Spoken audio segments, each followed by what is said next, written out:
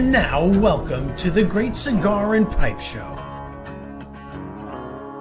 Presented by Hiram and Solomon Cigars.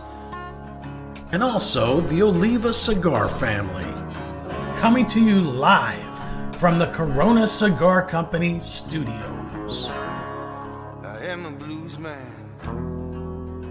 I live this life. And hello, everybody. Welcome to a Thursday night special. We are excited. Frank and I are so pumped up. Look who we got in the studio tonight. Two special guests. And we also have Kyle sitting there in his lanai of Tampa. Hello, Kyle. Oh, it's a beautiful night. A lot better than Tuesday night when I was freezing my nuts off. Holy shit. I know. It's different. It's different in so many ways because we don't have a chance here in Florida, on my lanai here in beautiful Daytona Beach, Margaritaville, to welcome Ken and Mark to the show for the very first time together, and especially with this guy who was giving out today. He said, guys, I'm going to pour you a special drink. 4 seasons. It's beautiful. It's Four seasons. It's the winter season. Is it singing to you? Is it Frankie Valli? Became Frankie Valli. Late November back in Margaritaville. Wow, the 4 seasons. Great drink that you'll never have. Yeah. Will forever be known as 4 seasons. Absolutely. Oh, Well, again, welcome everybody. We are excited tonight to have 2 amazing men here in the lanai. And we're going to talk about a cigar line that, unfortunately, Frank and I and Kyle, we just Bob's not here yet, but we have not ever heard and talked about. And it's the oldest cigar company around. I mean, that's just the bottom line. Yeah, and the Dominican. There's Jose. There's Jose. We're going to have a lot more guests coming on, folks. So I ask you, please hit the share button all night long, because you're going to learn about a cigar company that has been around for how many years? 87 years. 87 years. 87. And us choochers don't even know about it. No. Now you will know about it, because We're all learning tonight. I mean, we're going to learn a lot tonight. I mean, the history that we're going to hear about the cigar company itself that we can talk about is going to blow you away. Frank and I are lucky enough, sorry, Kyle and the rest of you, that we are smoking. And the first cigar is just blowing Frank and I away. Yeah, it's amazing. It's the Habano, correct? Mm-hmm. Let's put it like that. It's the Habano. It's a fantastic. I'm going to bring that right up to everyone to see. Beautiful presentation. beautiful. Oh, the band on it's beautiful. Construction of this Habano and flavor profile blew me away. So we're dealing with a top-notch tobacco coming from the farms that Jose happens to be the main man. Jose, how are you? I know you had a struggle to get there. So yeah, traffic was much worse than I expected. Wonders of Miami. Yep. I always say Miami's not part of the U.S. It's the capital of Latin America, so I should have expected crazy traffic. But you know, Did you take A1A to get there? I mean, listen, that's crazy. I have no clue. All I know is I took as long to get from the airport to here than I did from Santiago to Miami. and it's only Thursday night. That's crazy. So this is the beginning of the Northerners coming down to the South, and so you've got a mix of Midwest, Northeast driving in the South. old people. Old people mixing with people that Jose, completely there's a different lot of process. old people in Florida. It's just the way it is. Yeah, but also Latinos, and they don't mix well, right? One wants to drive over the speed limit, the other one wants to drive under the speed minimum. So water and oil you're mixing. Yeah, I have dubbed this season blue hair season. It's jamming up everything. before we get into our brand, I want to Yes. ask. I'm going to do a shameful thing, right? Go ahead. Oh, Okay. do it to Frank. Jose Manuel, Mhm. on tomorrow, Yes. you're doing an event down in Miami. Yes, sir. Yes. And who's it with? Yes. What are you doing? It's gonna be a pairing of Brugal and La Galera. Brugal is you could say the largest. It's also happened to be family owned rum company in the Dominican Republic. So we're gonna be doing a blending tomorrow. Ooh, Wow, that's That- awesome. that sounds fantastic. So you're taking Sounds delicious. it does. Uh, So is that something anybody could be at, or is that something that's a private event? So, to my understanding, Neptune did more of the store that we're doing with it did more of the setting everything up. Gotcha.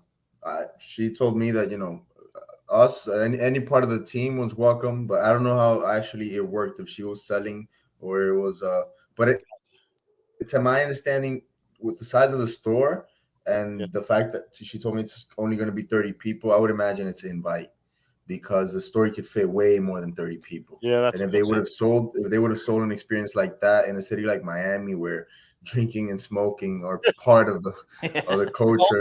Yes. Yeah. But that's my conclusion from the information I have. Well, Because again, they set up everything. Well, I'm glad that you made it here okay, and that your Yes. flight was okay, and I'm blessed that you are able to join us. So, we've got these gentlemen, and they're going to go through some stuff. And I've got some interesting photographs because we've got some great go photos. through it. We got to show When you just came out, when you just born in your diapers, so you don't mind if we you're show very No, young. I don't worry. Time has passed. Things have changed. So Wednesday. I'm 6'4" now, so So here's a photo of you. Tell us a little bit about what you're doing here and what we're looking at. So first of all, what I'm doing there is wearing the hat backwards. Oh, he caught it That's the right. There you go. Yeah, I'm calling myself out on that one. That's cool. 'Cause we would've called you I don't know what happened there, but yeah, I mean, I still was getting the shade, so the hat was doing its job. But Too much sun. Yeah, let's go with that. All right, you're burning up. that was the first thing. So second, that was a couple weeks ago with the guys out in the Jacagua farm, where we went around so they could see and ask the questions that they had, so they could have a further understanding of the whole industry and how much it facilitates having your own tobacco, your own field, because it's not only the tobacco quality you're assuring, it's the varieties and the denominations. I mean, Right. There's not a lot of growers are willing to grow, like, for example, Piloto Cubano, the variety of Piloto Cubano, because yield is literally half of what you would get from Criollo. In our case, since our final product is a cigar, we're not looking for quantity in the tobacco. We can manage the quantities when we do the cigar, and if we have to sacrifice a little bit of the quantity in the tobacco, we're willing to, because we're not trying to produce as much tobacco as possible. We're trying to produce the best tobacco as possible. Right. Because we're not tobacco sellers, we're tobacco growers. So, in your endeavors of learning about tobacco, obviously, I think We've told some stories about you, so you're gonna have to. You're gonna have to talk about, how young did you start being really involved? Honestly, I don't really recall. I think it was 6 years old. I think before, because I mean, my father, he was always taking us to the farm when I was young. Especially, I have an older brother. He's a little bit more introverted. He likes technology. Mm-hmm. I was the other way around. I like watching cowboy films and off-roading, in the farms or moving cows, riding sheep, that type of stuff. Right. So my father was always taking me out to the farms, just to go with him when he was checking them out. If there was some cows in the way. I had to move them out of the way. I love doing it. And it was just second nature for me because I was always a curious kid. You know, I always say that they used to give me toys and I used to get a screwdriver to see how they worked. I didn't really play with the toys. The same thing I did when I was on the field. You know, I went up to, you know, the guys when they were picking the leaves or tying it up in the ranch. I would ask, why are you doing that? And why is that like this? And why is that like that? So honestly, it could have been as soon as I took my first steps, which I don't know how old kids start walking, but I get 9 months in that book for me. I think, you definitely progress very quickly, it seems like. So for people who don't know your family history, maybe you can give us a little bit of that. So I know you said your dad, but people may not know who your dad is. So maybe you want to. Well, let's go back to 1936. 1936. Right, let's go back even way before to the La Guerra de la Restauración, which translates to the War of the Restoration, because the Dominican Republic had its independence in 1844, and then we had a president in the 1860s, 1870s that sold us back to Spain. Gotcha. So my great-great-grandfather was recruited from Spain. I don't know if it was during the Restoration or just post-Restoration, because it didn't happen immediately. It was more, it wasn't necessarily an active war, it was a Cold War. It was dealing, you know. And he liked it so much, he decided to stay. And that was Jose Manuel Blanco Lozada. That was my great-great-grandfather, 5th generation, the one that started growing tobacco. Wow. He dedicated himself to what you call processed agricultural goods, which in the Tamboril region was very famous for all of that, which includes obviously tobacco, cacao, and coffee. So basically agricultural products that have an added value because of the process. Is it curing or fermentation or grinding or sorting or whatever? But the point is, that's what he dedicated himself to. Jose Manuel Blanco Lozada. That's why my name is Jose Manuel. It was after him. After there comes Jose Arnaldo Blanco, which is my great-grandfather. He decides to specialize in the tobacco. Cacao went further east in the island to a city called San Francisco Macorís. It started concentrating over there, and just Tamboril started concentrating in the tobacco area, so he just decided to keep on growing tobacco. Then my grandfather, Jose Arnaldo Blanco, also Jose Arnaldo Blanco II, alias or AKA Nanan, that's how they used to know him. Gotcha. He opened up the factory in the 1920s. But during the 1930 and 1961, we had a dictator, Rafael Leónidas Trujillo, which expropriated a lot of the private companies. Right. So in order for them to not to be expropriated, you know, you had to register them, correctly formalize them, and just cross your fingers, basically. Right. So he registered, and we have the official register in the factory from 1936. Wow. But yes. That started way back. So we're in the great-great-grandfather. You're in the late 1800s, early 1900s. That's how far back it started. That's an amazing story. So after your 5 generations. Yeah. So after your great-grandfather, your father. Yeah. So I'm a grandfather, 5th generation tobacco grower, 3rd generation cigar manufacturer. That's beautiful. Congratulations. So that's why I always like to remind people that we were tobacco growers before we were cigar makers. Gotcha. So that's why we emphasize so much, and it's just so much easier to make a good cigar when you have good tobacco. I mean, it goes for everything, right? If you have a very good steak with a very good marbling, you know, yeah, you could go wrong with it, but it's just less hard to make it bad, you know? Right. No, you're right. Absolutely. You're right. And I heard Ken told a little story about when you were in Germany and you happened to meet up with someone and you were just smoking a cigar in a cafe.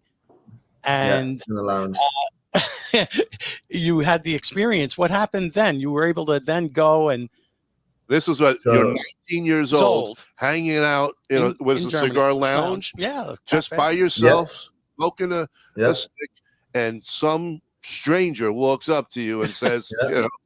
what? Yeah, what is a kid doing in here? I guess cigar lounges. There's a minimum age. Yeah.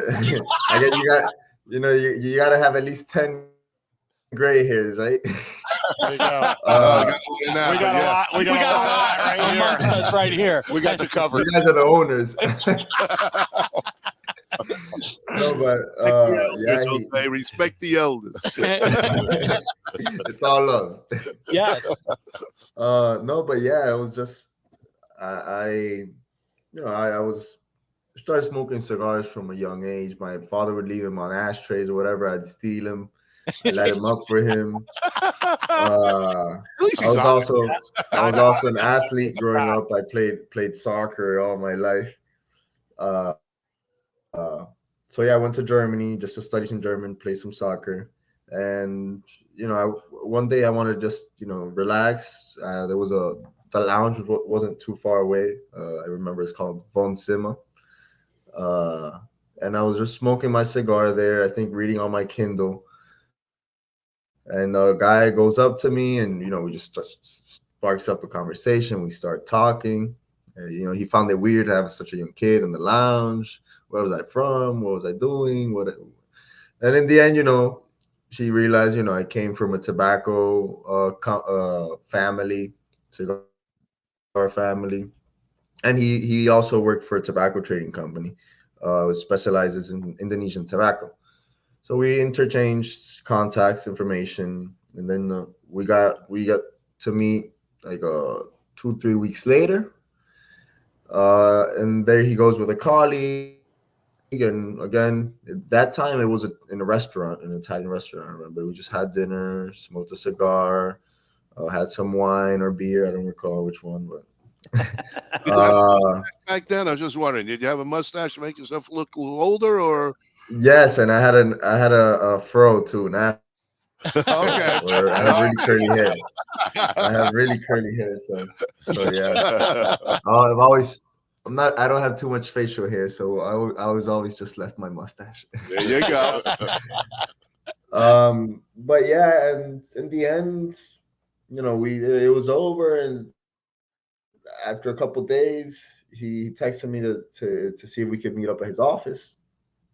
And yeah, we arranged. I went over, and the colleague who he went to with the dinner was the son of the owner, one of the owners. His dad was semi-retired, you could say. And basically they had said that they realized I knew tobacco, that I understand the industry and everything, that they had a vacant for an internship, that if I was willing to just pay my ticket, I didn't even have to send them my curriculum or anything. I sent it to them regardless, but they were like, yeah, we've already done 2 interviews on you, I think. You have no idea. You didn't even know it. So yeah, I ended up living in Jember, Indonesia for 3 months, working for a German tobacco trading company. Nice. Out there. So you learned a little bit about Sumatra at that point, right? So that was yeah. I was in the island of Java, so I didn't get to go to Sumatra. But in the end, Jember, which is the town where I was at, basically is the epicenter of all the tobacco trading in Indonesia. Because again, Indonesia is just so big, right? That but Jember is like the epicenter. It's called like the Southeast Asia tobacco capital, you could say. Gotcha. That's where they make the Indonesian cigars also. So. So did you learn to enjoy the Indonesian cigars and then go maybe to another place where we have a cigar called the Imperial Jade, or how did you get from one to the next? Well, you definitely, when I was over there, I got to meet, with special people.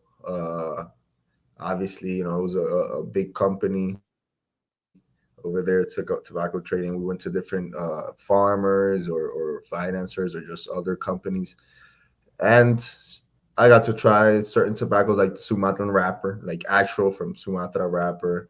But in the end, a lot of times, since they were lacking the fillers and the binders, they were only using Bazooki. It wasn't too much. You couldn't appreciate it as much. It was more like it was on like a single lane cigar. Yeah, it was very monotone. No depth of flavor. It was just that single. So you started, obviously, then you started blending, and that became part farm. You're farmer first, right? And then you become a blender. So, which is a trader first. Oh, right? trader. You was doing trading, right? You were doing trading. For that company, right? You were trading. You were trading at that point, trading tobacco. So your knowledge and depth of knowledge just kept growing. And I think what Ken was telling us was that you're always looking to learn more, and that you're never satisfied with what you know. And I think that that's important for somebody your age, because I think we as older guys, we tend to think. Hey, speak to yourself. Hey, we're not old. Older gentlemen. We kind of say, well, the youth of today, they really don't want to. They don't care. They don't want to be in charge. They just want to be in charge. They don't really care. They're not really go-getters. And your story is very different. It's not typical of what our perception of your generation is. So it's great to hear that. What do you find the most challenging working the farm? Well, agriculture in general is just not easy. Right. I think people don't really understand that you have to, agriculture is not necessarily 24/7, but I'd say like at least 16/7, Right. So every day matters. You got to be paying attention to the weather. You got to be paying attention to the actual farm. In our case, where there's an added process like the curing, you have to be on top of the curing, which is happening there, even on the tying, right, or the pickings, because you don't want the leaf breakage or percents. Even for the pickings, you can't wait till it rains to pick, because the leaf is going to be full of water. The veins are going to be, you got to wait it to get a little, in Spanish we call it mareado, which is dizzy. It doesn't have water, it dehydrates, so you can pick it. So it's just agriculture in general. It's not only tobacco, everything. Farmers, are the only people waking up at 4 a.m. and going, getting to their houses at 6, 7 in the night. Right. And working for the wages that they work worldwide, feeding everybody, in the case of so farming in general, it's just, but at the same time, it's, I'm a little bit spoiled or blessed, depending on how you see it, which I can have a little bit of both. If I want to relax, I can go to the farm, wake up early. I can do that one day. But then if I want to be maybe, with more people in the action, I'll go to the factory. Right. But agriculture in general is just amazing, hard, but it's beautiful. Understand, it's relaxing. You're not spoiled. You're hardworking. Okay. Right. Exactly. Very, very, very organized and structured individual that wants to absorb. You use the word sponge, right?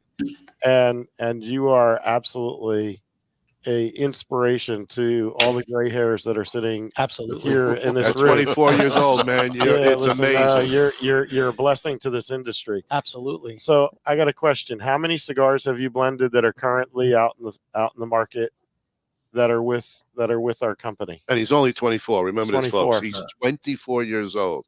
So it's just almost like Kathy said earlier. Hold on a second.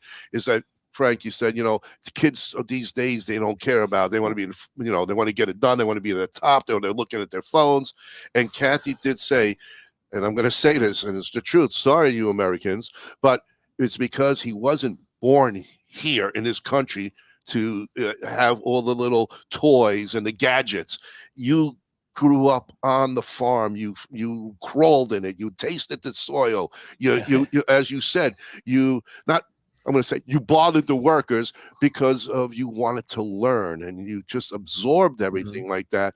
And you're way beyond your 24 years. And now Ken asked you how many cigars that you personally came out with so far that are in the stores at 24. Let me hear this number. So as of now, it's going to be only 2.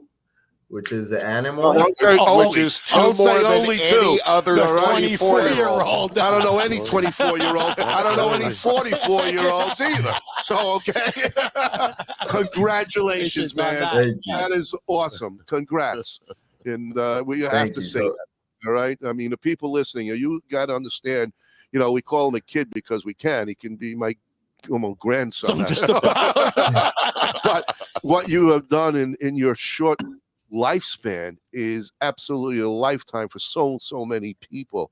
And you know what? Kudos. And I see really, and I don't want to, blow smoke up your ass to say, I will because of great smoke, but you have an incredible life legacy that's going to come ahead of you. And you're going to make your family so proud. Without a doubt. So which 2 are we talking about? Yes, which 2? So Animal, Animal, and the right here, 85th anniversary, the broadleaf one, the Maduro. Yep, that's Animal. Beautiful. So that one I worked fresh out of high school. It was the summer before I went to Germany.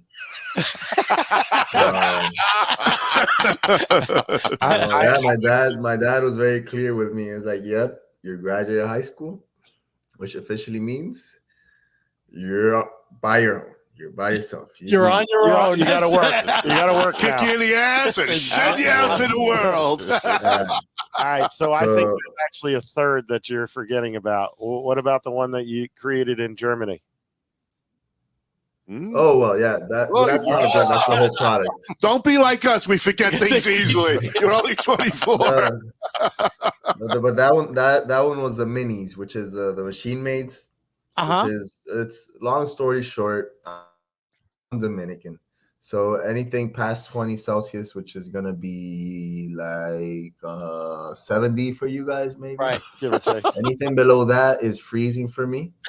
So obviously, when I get to Germany, when fall starts coming, temperatures start dropping. Also, I was in northern Germany, which is notorious for having a lot of rain. I'm not going to say horrible weather because in German, there's a phrase that says that there's not bad weather, there's just bad outfits. So, well,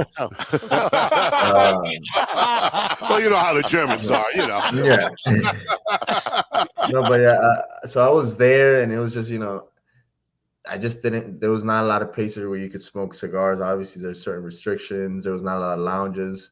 I wasn't in a big city, so I tried buying some machine-made cigars, and the ones that I managed to get my hands on were just lacking a lot of tastes, or just raw tobacco. You can notice the short filter they were getting from the tobacco that literally nobody wanted.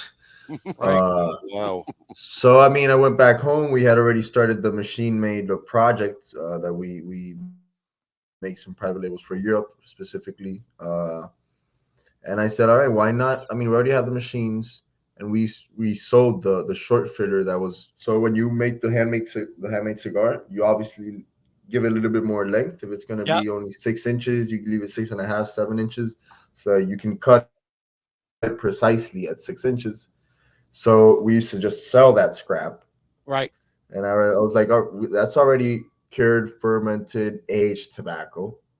So why would we just sell it as scrap? I mean, I don't see it as scrap. Yeah, it's short filler, but it's not scrap. That's right. It's still good usable. Tobacco. Absolutely usable. Yeah, I mean, if you start putting in the cost, I started seeing the numbers of how many pounds we were getting from that type of tobacco, and then I started calculating, how much labor went into that, how much fumigations went into that, all the years, the time. It was money that you throw it away. Oh. So, I mean, we were selling it. We weren't throwing it away, but it's like we could use this for so much more. So that's when I decided that we started collecting them in different bags, different colored bags, or different cloth bags. Some are jean bags, some are just plastic bags. So in the end, depending on the blends that the rollers are working, they get different colored bags. Then we separate it towards the end of the day, and then we blend that. We Gotcha. mix depending on if they're making the Connecticut, if they're making the Animal, depending on the Maduro. We mix it, and we actually blend the short filler. And for the binder and the wrapper, it's just the grades that weren't, or the leaves that didn't have the qualifications size wise to become a handmade cigar, just went to the handmade machine. So the grade Gotcha. quality wise is the same for the wrapper and binder. It's just the size is not there for you to make it a handmade cigar. And in the case of the filler, it's already cured, fermented, aged, just like it is for all of our long filler cigars, because it's literally coming from our long filler cigar. And I'm pretty sure, I don't know for a fact, but we might be the only ones, if not the only ones, that are blending short filler. Right, I don't know about anybody else that really does that. Yes, it's a lot of time to blend short filler, because now you're having to. How do you have to kind of? Is it by weight, by feel? I mean, yeah, by weight, right? So yeah, per 100 pounds, it's 20 pounds of one, it's 40 pounds the other one. Obviously, you're not going to get the consistency with long fillers, because the long filler, you're taking leaves. Sometimes in that mix, you might get, instead of exactly 20% one, you might get 25, right? Because of just the way it was mixed. And naturally, the conduction is not the same piece of paper or leaf that's burning. It's just one is passing on the fire to the other one. So conduction is also not the same. The ash won't be able to hold as well, because hold on, right. But in the end, smoking wise, it really does smoke like a regular long cigar. I mean, if I were to close your eyes and give you the smokes from different, if it weren't from the size, I would be very sure that would be very hard for you guys to notice, even for myself to notice which one's the machine made or the mini, or the let's say the Connecticut, the handmade Connecticut, because grade wise and the tobacco is the same. It's just size wise, it's not. So we have to make a machine made. Right.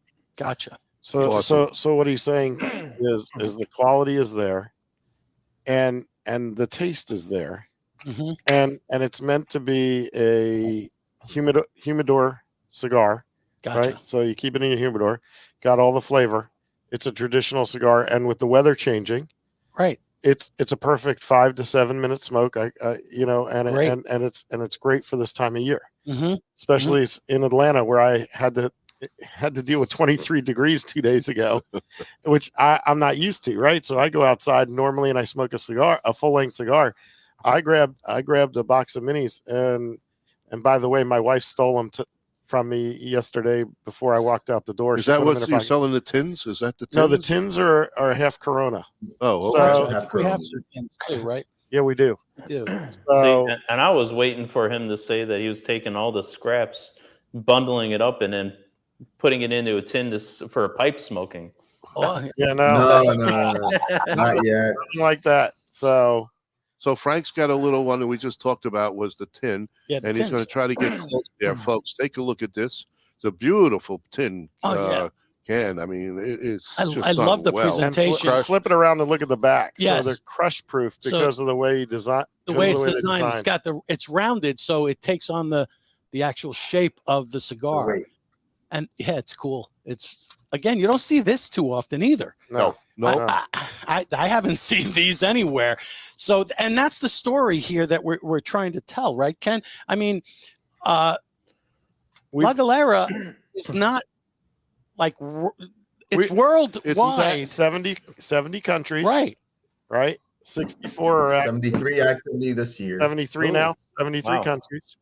And we are bigger outside the U.S. than we are inside the U.S. Though we had really fabulous growth this year because we put these cigars in the hands of experts like yourself, and they got to taste them. We make cigars. We make 3 lines, right, that are for us. La Galera is our predicate brand. We make a line called La Instructora, which Hochi took some truly aged tobacco, right, and made some fabulous cigars. And then we make another line called Rough Riders. You want to tell about Rough Rider? So Rough Rider is actually, it has a long story. I don't know if you guys are familiar with Bill Buck. He was a previous owner of Indian Head Cigars. Okay. And my father and him had a very close relationship. My father used to do some of his cigars. He basically did catalogs, back in the day. And my dad bought Indian Head around 2010, and with Indian Head came Rough Rider, which was a product we had never made. It was previously made overseas, and it was going to be the first product of the U.S. of the Tabacalera Palma that was not going to be 100% traditional cigar, because it's a sweet tip. So in the end, we took what we knew, which was making long filler premium cigars, and we were scared of using all the things that they use to give them flavors or sweetness. So no chemicals. We just said, I mean, sugarcane's sweet, so we just get the sugarcane molasses, which is it's a common drink in the Dominican Republic and the Caribbean. The guarapo de caña. Mm-hmm. And the glue vermiculite tracanto that you use to put the tip in the cigar comes in a powder. So instead of mixing it with water, you mixed it with guarapo or sugarcane juice. Oh, okay. So in the end, it's a sweet tip, but it's a very subtle sweetness. And again, it's still blended. It's not like we're just throwing in cigars. It's a long filler cigar. Mm-hmm. For example, personally, it's not my cup of tea, the sweet tip. So when I'm out there trying production cigars, I'll just go and cut the tip. Right. And I'll smoke the cigar perfectly because it's still a long filler blended cigar. Yeah. Okay. Yeah. So in the case you want to smoke half of the cigar with the sweet tip, and then maybe you're tired or you just want to switch it up, you could go ahead, cut the tip, and you got a good smoke regardless. So for us here in the U.S., just so you know, when I started back in January with this company, our percentage of sales of Rough Rider was about 5-6%, maybe 8%, and now it's almost 30% of our production. Wow, that's awesome. So when he talks about volumes, right? He's telling a story about what it tastes like, and I'm going to tell you that the industry has accepted what he has done, because there's a Connecticut and a Maduro, and we have a Little Guys, which is 4-inch cigar, Petite Corona, and we have it all the way up to 6x60. So I can't hear you guys. Oh, did we lose you? Let me turn these on and off. All right. Try reconnecting. Yeah. So you know what we could do is, why don't we go to a sponsor break? We'll go to a sponsor break. Let you get set up, and we'll go to our sponsors, and we'll come right back and hear the rest of this story. All right. Whoop. Oh. Come on. This industry is steeped in family and tradition. There's generational stuff, and I see it over and over, and yet I didn't come from that. Being the outsider looking in, I got to ask all the silly questions, and people were very accepting to want to give me all the right answers. I'm very thankful for those people who kind of allowed me to come in. Now with Alec and Bradley in the business, to have our company become generational, that's pretty cool. Welcome to GTO Dominican Cigars, a boutique cigar company that artfully blends and creates some of the finest handmade puros from the Cibao Valley in the Dominican Republic. We are fourth-generation manufacturers and growers of tobacco with over 140 years of experience, offering a variety of styles, blends, and strengths. Mild, medium plus, and full-bodied. We would truly consider it an honor for you to experience our cigars. Those who know smoke GTO. Before you light your next cigar, be sure to check out Cigar Medics, the makers of the patent-approved humidimeter. The humidimeter is a tool designed to display the relative humidity inside your cigar. With this device, there's no more guessing. Simply insert the probes into the foot or cap of your cigar, and you can instantly know if your cigar is ready to be smoked. Buy now on cigarmedics.com and see site for other cigar accessories.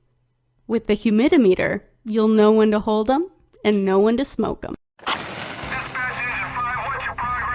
Years in the making, the Chief cigar was born, blended, boxed, and released to market on June 26, 2015. This cigar was developed by former fire chief, firefighter, cigar aficionado Ken Dorbecker, and has grown into a signature firehouse cigar line. All engines respond. Including, of course, the Chief, a Nicaraguan Habano blend, Proby, a Connecticut Shade blend, All Hands, a Maduro Mexican San Andreas box press, and the brand new Fire Pole, a beautifully crafted San Andreas Habano barber pole. Join the Chief family and make us part of your humidor. R&A Treasures, out of Tampa Bay, Florida. The last of a legacy. The last of an inventory of Thomas Cristiano in a warehouse where everything is aged and well kept for all your pipe and smoking needs. And we are back, folks. And welcome. Jose, can you hear us now? Yes. My headphones All right. had some trouble there. Very good. Welcome back, everybody. Please hit the share button because we're learning quite a bit about the cigar industry and an amazing cigar line. And this is Jose. He is only 24 years old, folks, and he's already produced 3 cigars of his own. And 2 that he admitted to. 2 One you didn't The want to third admit one he to because forgot it's- about. You know, technically he'll tell you it was 2 cigars and a cigarette. Cigarette. It is. That's 3, man.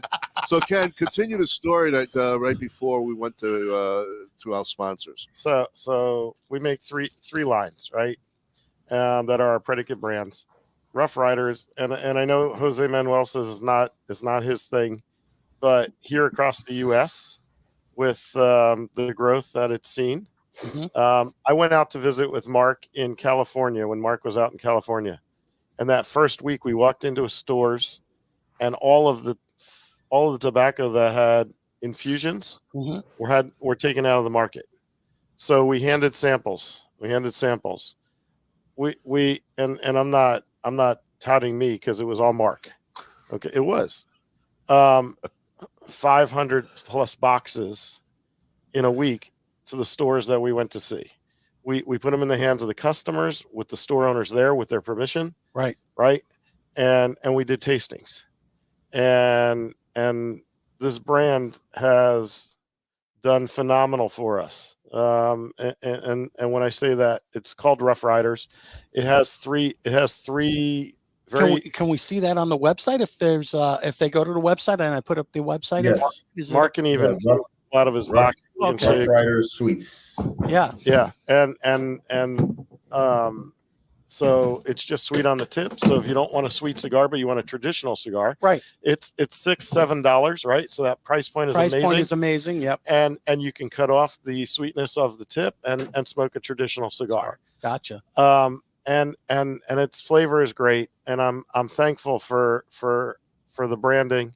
Go ahead, Mark, and show them that logo. There you go. The logo's killer. And I'll put that up on the full screen. Hold on a second. You got to go towards you, Mark. There you go. There we go.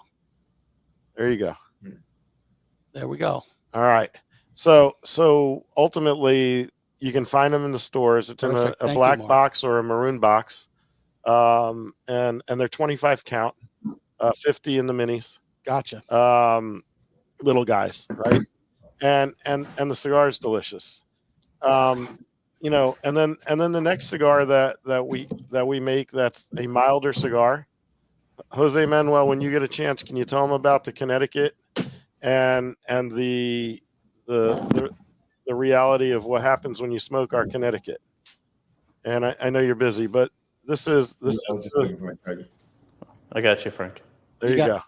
Thank you. So, oops. Let me show you the box. So white box with our logo on the front, the label inside as well. That looks beautiful. It's an absolute gorgeous box. So I don't know who's doing the artwork on your boxes, but that is absolutely gorgeous. Yep. It's just a team, but my dad is very, very meticulous with it. I like the way he used that term. You know what? He's right. That's why it looks so great. Yeah. The dad's got the vision.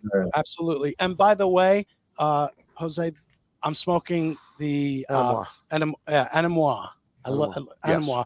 And this is a fantastic cigar. Thank you for putting it together and for me to sit here and enjoy it for the very first time. I must say, kudos to you and your blending and what you've created here.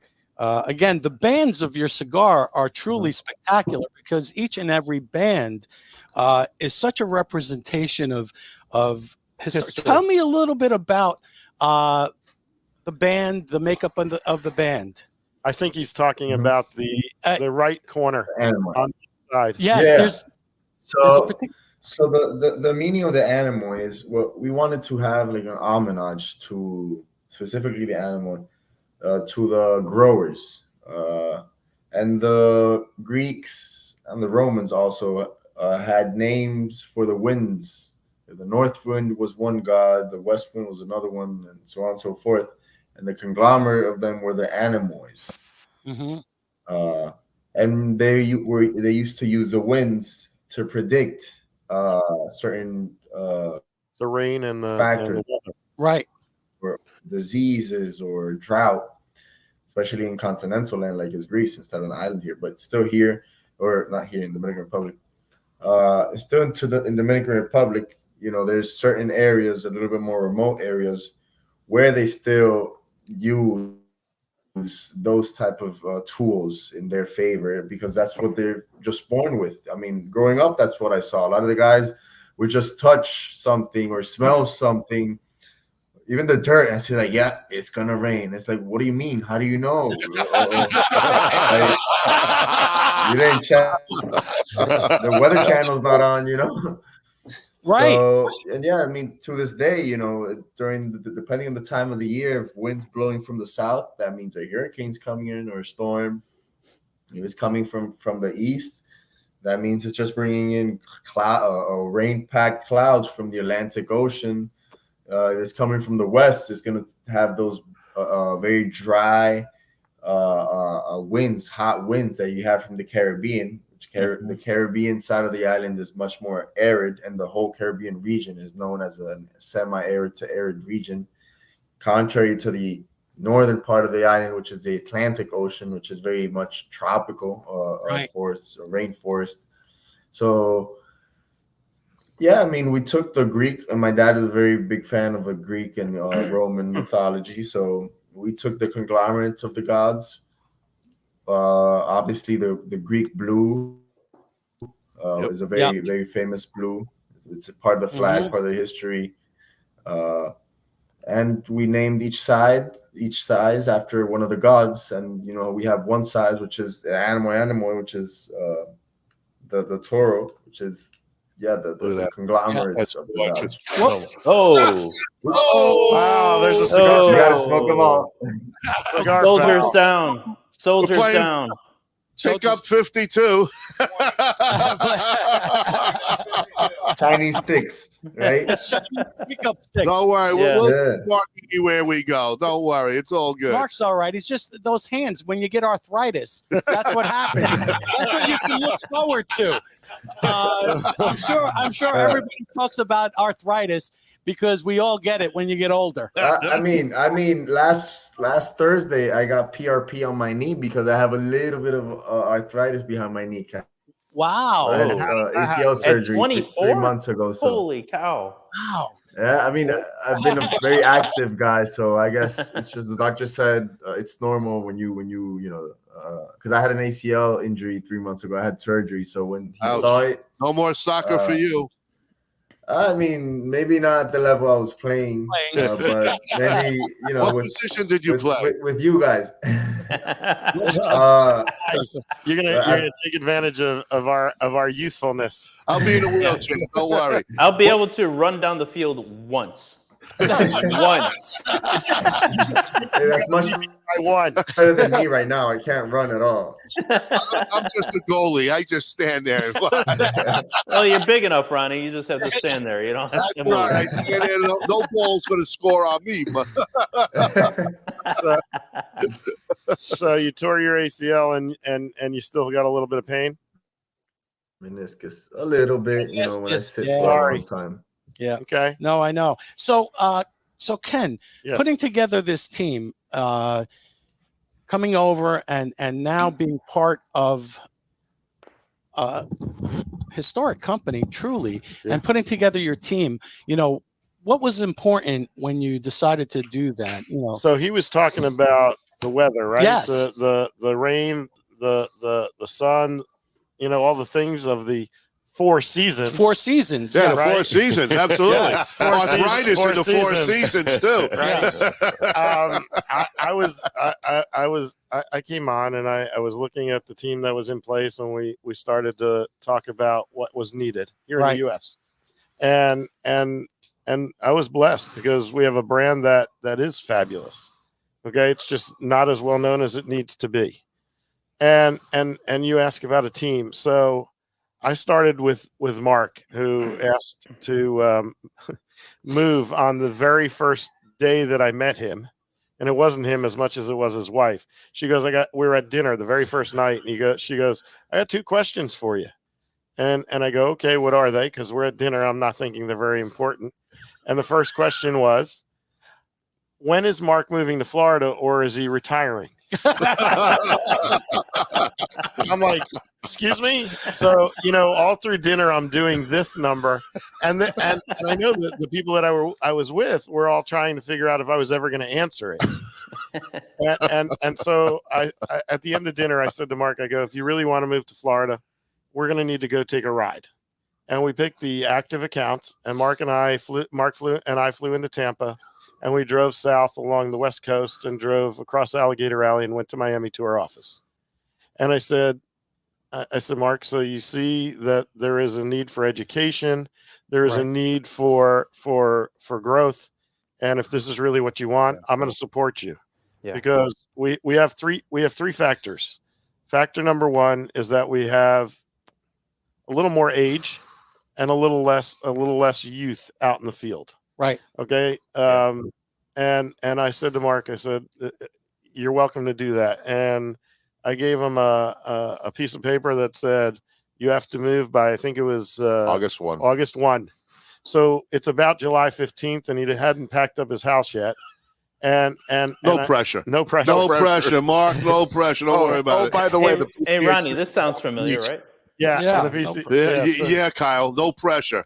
Yeah. So I said, all right, and we got him. He goes, if I don't meet my commitment, what happens? I go, so you're going to be late. No, I just said you're going to be late. I mean, what was I going to do? I've got a guy with 20 years of experience. Okay, worked for some of the greatest companies there are. He had all of the relationships that I could ask for. Right. And we have become the simpatico, right? Simpatico. Simpatico. Yeah, we're our relationship is great, and his wife has. What Mark told me. By the way, and his wife has not been able to ask the second question in the whole time that I have been here. Asked question number 1, and I said, "That's it, you're done until I tell you you can ask question number 2." You finally told her that. Yeah, she doesn't know what to ask you now. Yeah, so I know what she's going to ask. When's he going to get a raise? There you go. Mark, you can maybe have that later. So that's employee number 1. So employee number 2, there's this guy, and his name is Corey, and he's a farmer. And at PCA, he was sitting in our booth, and he was there for a couple of days. And he was sitting there with Hochi and Jose Manuel, and they were having conversation, and Chico Che. And I'm like, I should know this guy. He's an American, right? And I go, excuse me, Corey, right? He goes, yes.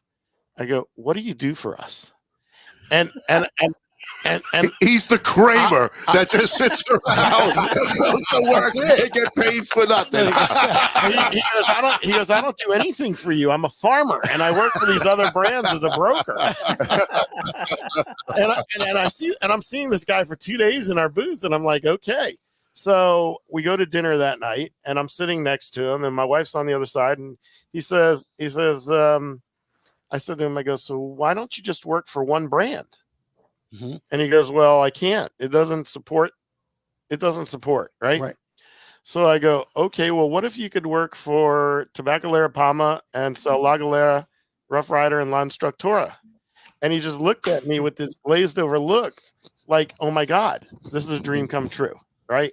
And mind you, Corey's wife is in the Dominican Republic, and he's been trying to work his magic for 2-3 years to get her over here to the U.S. And I approached Hochi the next morning, and I said, listen, this guy said he would come work for us. Hochi and Carlito were in, what was the name of that steak place? Delmonico's. Mm-hmm. And they were ogling over Corey's tobacco because as a farmer, he grows amazing Connecticut shade tobacco. Nice. And he goes, yeah, Corey, that guy. I go, yeah, that guy. And he goes, okay, so yes. And Hochi's English is as good as my Spanish. Okay, we struggle, but I thought his English was better than your Spanish. He sounded good in the car. Yeah, let me tell you something. His English is good when he wants to. I think when he got off the phone with you, he called Jose, "Get your ass on the phone." So I hired this young man. He's younger than us because he's middle aged, so he's younger than us. Does that mean we're on our final? I'll call it the back nine. It's the back nine. The real back nine. Yes, we're on the 16, Frank. Yes. So he joined us, and I got him to come on board. And I got to tell you, this guy is stripping tobacco while he's calling customers, while he's going out and visiting a new territory, and he's looking for a place to farm in a new region, and he's doing all this, and his sales are tremendously great. Okay, fabulous communicator. He's rolling cigars. Hochi says to Corey, he goes, "I'm going to help you." Okay, so I want you to understand that I work for the most amazing family ever. The young man that's on the screen, his brother that's a little older than him, his father that has been in this industry rolling cigars, not just for us, but for everybody else. 9 million cigars and 3 million are for us, 6 million for everybody else, right? Wow, that's big. It's a lot of cigars. Yes. So he says, I'm going to put your wife to work in our factory, and I'm going to give her a job, and I'm going to put her up in an apartment, and I'm going to take care of her. Amazing. Wow. And so that speaks volume your about father your dad. and you and your family You and are your amazing, family. Wow. Jose. That's awesome. Really awesome. Incredible Really. stories. Wait, I'm not done. We've got more. I was going to go to our sponsors. I'll wait, but that's okay. And then we'll come right back. We'll be right back. Let's go to our sponsors. Jose, you got 5 minutes. We got to do a bathroom break. Go for it, buddy. You're not as old as the rest of us. There you go. Another day in paradise, slanging cigars. Howard G Cigars is a dynamic new cigar brand grown from a love for cigar culture and a respect for the artisanship behind the craft. We are a minority-owned family business based in Orlando, Florida. Our current collection delivers 3 exclusive lines: the Black Moses, Magic Stick, All Pro Series featuring Leon Searcy's signature cigar and Ike Taylor's one-of-a-kind, and the newly released Perfect Round, featuring 18 cigars, a front 9 and a back 9. Visit our website at www.howardgcigars.com. You can find a full list of our retail partners there too. Thank you for making us part of your humidor. DAV Cigars out of New York. Decades of experience combined with true love and deep understanding of cigars result in the highest of standard of each DAV hand-rolled cigar. This is Phil Morgan, General Manager of Missouri Meerschaum Corncob Pipes in Washington, Missouri. Our mission since 1869 has been to produce great smoking pipes that anyone can afford. We guarantee our pipes won't be your most expensive, but they just might be the ones you smoke the most. At Missouri Meerschaum Company, we don't just sell our corncob pipes, we grow them, make them, and smoke them. Missouri Meerschaum, Washington, Missouri, since 1869. Loyalty, passion, courage. These are the founding principles of K by Karen Berger Cigars. The Maduro, the Habano, and the newly rated 93 by Cigar Journal Connecticut. Do yourself a favor and check out this wonderful line of cigars that come from a completely linear company from seed to your hands. Blue Smoke Atlanta is the vision of Robin Blue, founder and CEO, and represents an award-winning luxury smoking accessory line based in Atlanta and sold worldwide. Since 2019, Blue Smoke Atlanta's goal was to redefine traditional smoking accessories into a timeless collection of exquisitely handcrafted luxury products to include cigar pokers, cannabis clips, jewelry, and other awesome things. For an elevated smoking experience, visit us at www.bluesmokeatl.com. At Mountain Smoke Premium Tobacco, we specialize solely in the finest hand-rolled, craft, and boutique cigars on the market. Mountain Smoke Premium Tobacco is sure to have something that will excite you. Shop our online humidor at www.mountainsmokewv.com. A family of 4 generations in tobacco. It started in Odense, Denmark, 141 years ago, 1882, with a factory and a retail store by Eric Peter Stokeby. 4th Generation is a premium quality brand consisting of a selection of tin and loose tobaccos made in Denmark, pipes made of the finest quality briar, and superior accessories from leather goods, lighters, and pipe tools. The selection of 4th Generation products are available in premium pipe and cigar stores in the US and many European countries.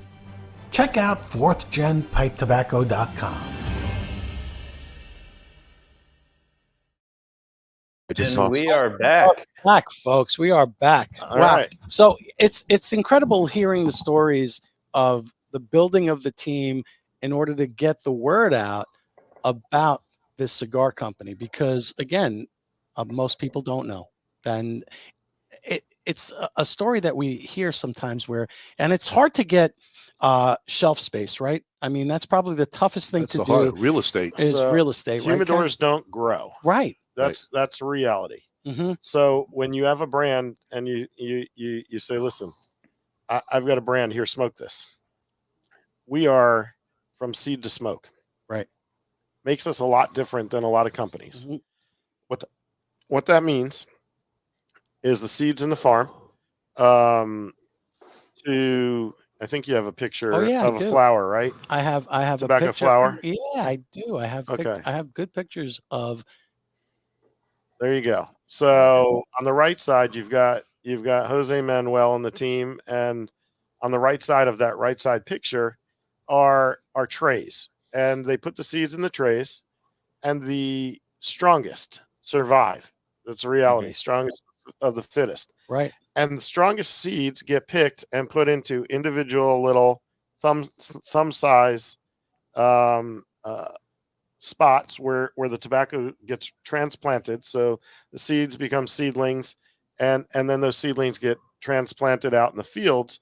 And on the left side of the picture, you see a 3.5 week, 4 week old plant that is very strong and very hardy, and growing quite well. So it's like anything else. It's the strongest survive. Right. Now, what Jose Manuel didn't tell you when he was showing the picture of him in the farm and talking about the quality of the tobacco, we're out there and he literally picked a plant out of the ground that to me looked like it was fine, but to him, he could see that it was dwindling.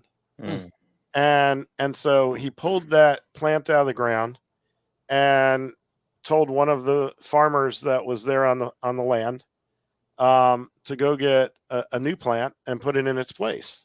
Gotcha. So not just leaving the space and not letting the plant affect other plants out in the field. Right. He wants the best tobacco, and like he talked about earlier, he's not just growing tobacco for tonnage, right? So if we're talking about cigarette tobacco here in the U.S., they grow them as big as they can, and with lots of moisture in them, and it grows to a bigger height and a bigger weight per volume, right? Right, per plant. Right. Yeah. But we're growing tobacco for the purpose of making a fabulous cigar like I'm smoking, the Imperial Jade, which is an African Cameroon, and absolutely delicious cigar. I smoke this cigar on a regular basis. There's an interesting backstory to it. Jose Manuel made the label out of a food-based ink, and the paper out of a food-based paper. So same paper that's on a European chocolate. So you can smoke it, you can actually eat it. The box that it's in is one size box. So the box is created with different inserts. So all 5 sizes of the cigar fits in one size box, so a smaller footprint, and then everything is biodegradable. So when I asked him about that, he said from the soil everything grows, and we're farmers and everything is all about the soil for the future, right? 5th generation, and 87 years. He's thinking about making a zero effect footprint for this company, and that's just not something that other manufacturers are worried about. Right. So we have a great cigar, actually one of my favorites. Okay, a little cinnamon, a little nutmeg, fabulous cigar, a lot of flavor, and so we were talking about the team, right? So he's absolutely part of the U.S. team. He's worldwide, but he's a phenomenal young man, and he's all about teaching and educating. So in a sense, I just want to interrupt you 1 second, because you're talking about these boxes being biodegradable and zero footprints and stuff like that. I was would you be able to, in a sense, compost the box, grow a tobacco leaf from that, and basically be smoking what you had already previously had? So we are looking at the future in a different way, right? And Jose Manuel specifically, along with his brother and his father, the boxes are compostable. Okay, they break down 100%. They're water soluble ink, water soluble paper. The tobacco, we smoke it and it's so delicious. Not letting it go. I burn my fingers on this cigar on a regular basis. And totally different experience in each of these boxes that you see in front of you. And all of them are fabulous. So we talked about the Connecticut. The Connecticut. We talked about the Imperial Jade, the Animois, the Habano. The Habanos. We'll get to the 1936 and the Maduro next. We have a question from Kathy, and she wants to know, is this going to be an exception, or is this the new norm for tobacco companies to go towards? All manufacturers, or for Tabacalera Palma? So I can't speak to other manufacturers. Right. I can speak to Tabacalera Palma, and so we have a facility, and it's 300,000 square feet plus, and we've outgrown it, and we are building a new facility right next door in Tamboril in our free zone, and it's more than double the size. So we're using our current factory next year as a box factory, and Jose Manuel is going to guide that conversation you just mentioned, where everything is compostable, where everything is biodegradable, from the ink to the band to the box, and Imperial Jade, amazing.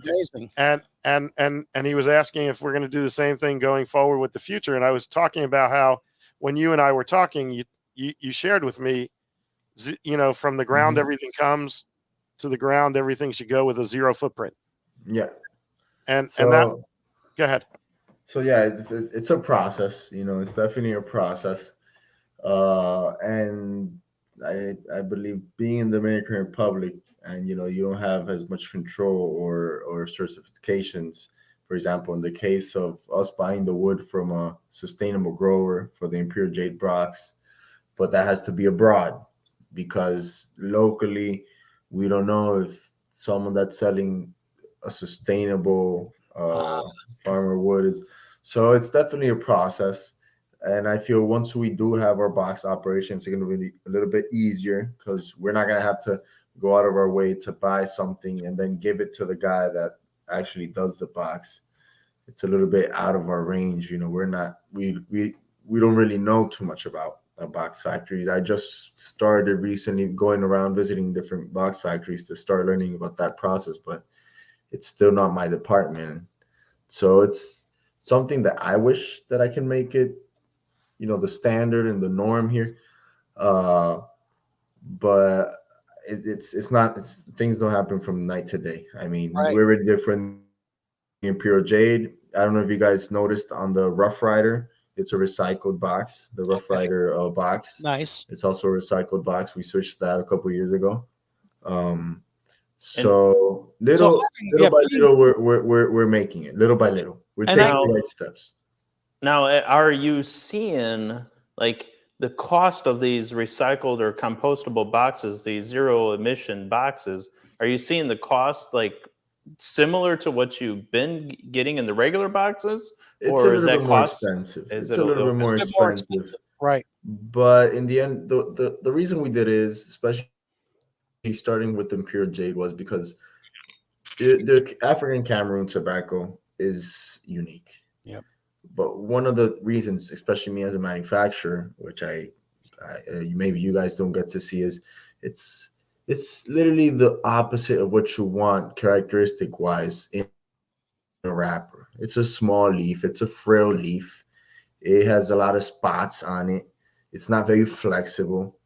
And one of the main reasons is because there's 2 towns in Cameroon that plant the tobacco, and they both border a river. But upland, there's a lot of the gold mines which use mercury and other chemicals or things that have polluted the river, so they can't use the irrigate. They can't use the water for anything. They can't drink it. They can't.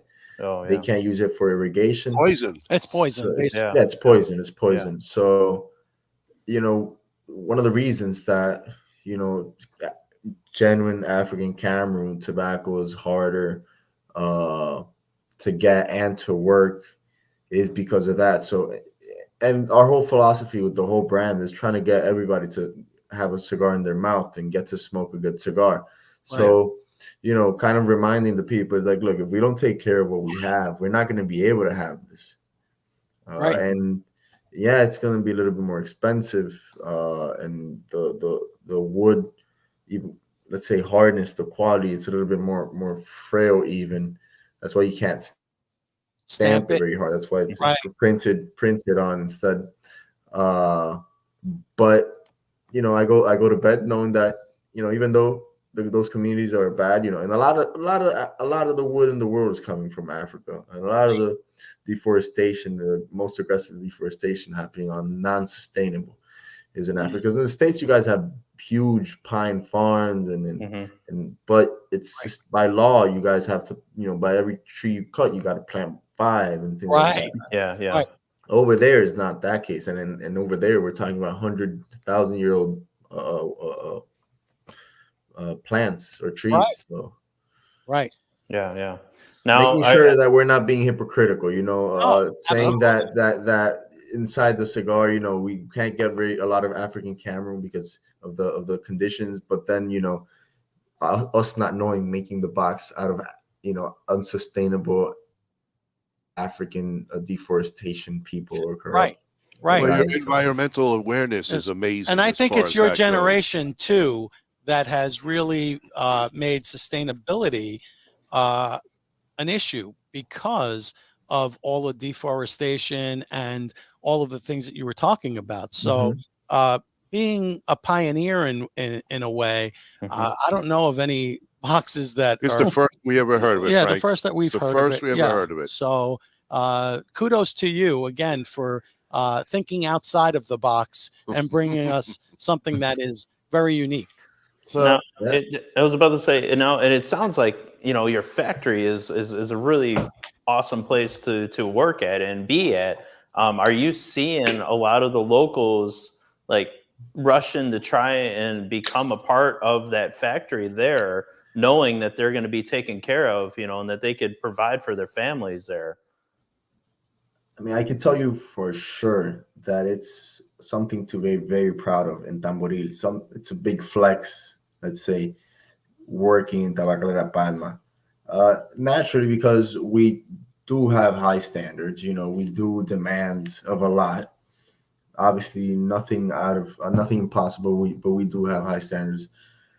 But you have to understand, when you make cigars with your hand all day long, you have to love it. They're artisans. Yeah. Right. There's a reason we limit the amount of cigars they do, and they never make it to 40-hour weeks. They might get it to 34 hours, always low 30s.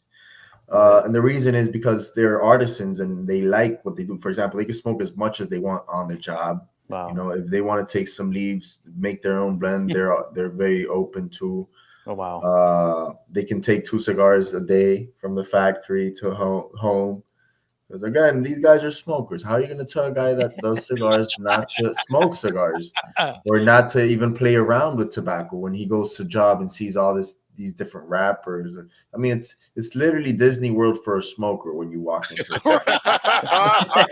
It's a great way to put it, for and sure. in our case, it's and pretty in our case, awesome. again, since we have so many varieties of tobacco. So It's pretty awesome because us Chooches have visited another factory, and that factory they said that their worker can smoke 1 cigar, and the guy came out and he had a cigar like this long because he was told he could smoke 1 on his shift. Yeah, there you go.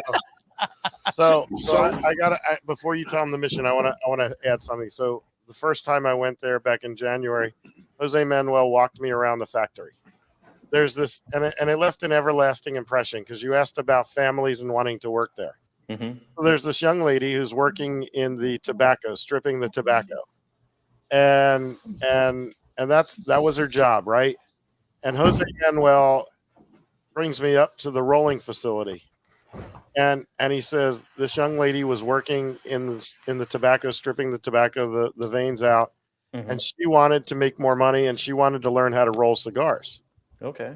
So he brought her upstairs, and he put her at a desk, and he put her with a experienced roller so that she can make more money, so that she could roll cigars, which is what she wanted to do. Because you asked if these people want to work, they want to work for them. Okay, the people in Tamboril want to work for the Blancos, and the Blancos want them to get the best life possible. Right. Yeah. So ultimately, I went a couple weeks ago on tour, and there's that girl in the same spot rolling cigars, and it blew me away because her success rate is great because they care. They gave her a teacher, they gave her education. They wanted her to grow because she wanted to grow. Right. And so that same, I'm going to tell you a quick story. Well, maybe none of my stories are quick. No.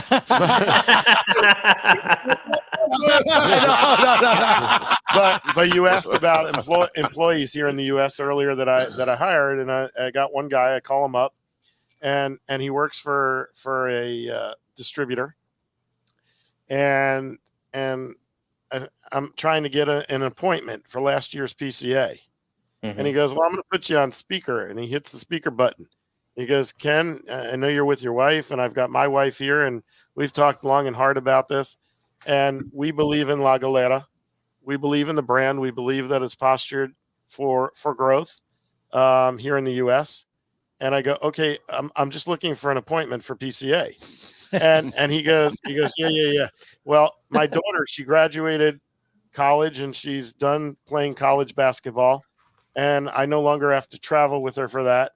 And he said, I really was kind of hoping that I can get a job working with you. We've been friends for 15 plus years. And I go, that wasn't quite the direction I was going. I go, this is a road job, right? And I happen to have a territory. And he goes, yeah, I know. And I go, okay, well, give me a day to think about all the things we've talked about. Called him back the next day, and I said, yes, please. I asked Jose Manuel and Daniel, his brother, and Hochi, his father, if we could do something. So, people that know this brand want to work for this brand. Right. The last guy you guys know. Yes. Okay. Goni. So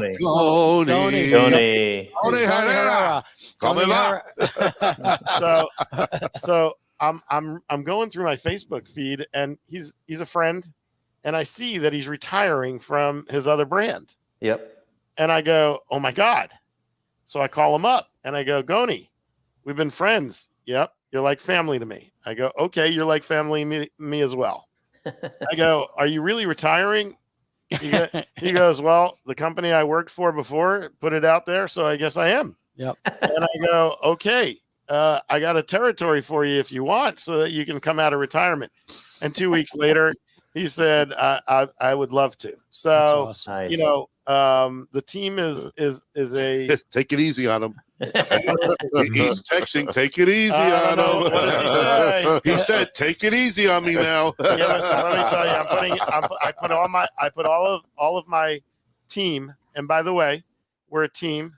There's only one of us. It's a group. Right. And when I say there's only one of us, there's 17 here in the U.S. that include the three guys in the warehouse, and they're phenomenal, right? They all put in 150%, and they don't do it because they like to unpack boxes and pack boxes and put invoices in. They do it because that young man sitting right there, his brother Daniel, his father Hochi, are all humble, loving individuals. And I'm giving kudos to you because you gave us the strength to put together this team. Your brother gave us, the opportunity to put this team together, and your father gave us the approval. And I'm thankful for everything that I've got to do this year. I get to smoke great cigars every day.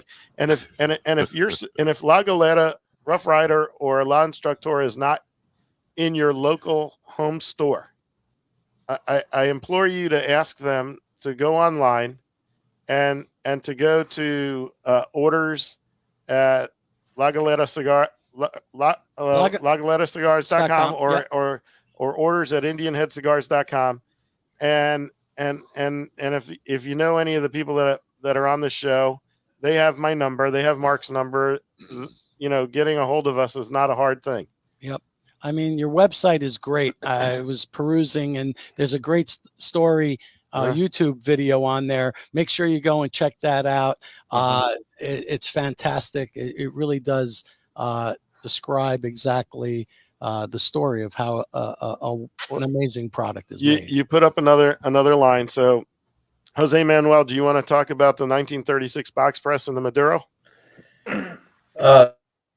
So, I mean, the name says it, 1936 box press is our box press line. It's the Habano, still Habano. I'd say it's up there. I think the Habanos are the ones I smoke the most. I think in the Caribbean, or just countries that smoke a lot of cigars, I feel we go to the Habanos because in my opinion, it's the one with the most depth, the most complexity.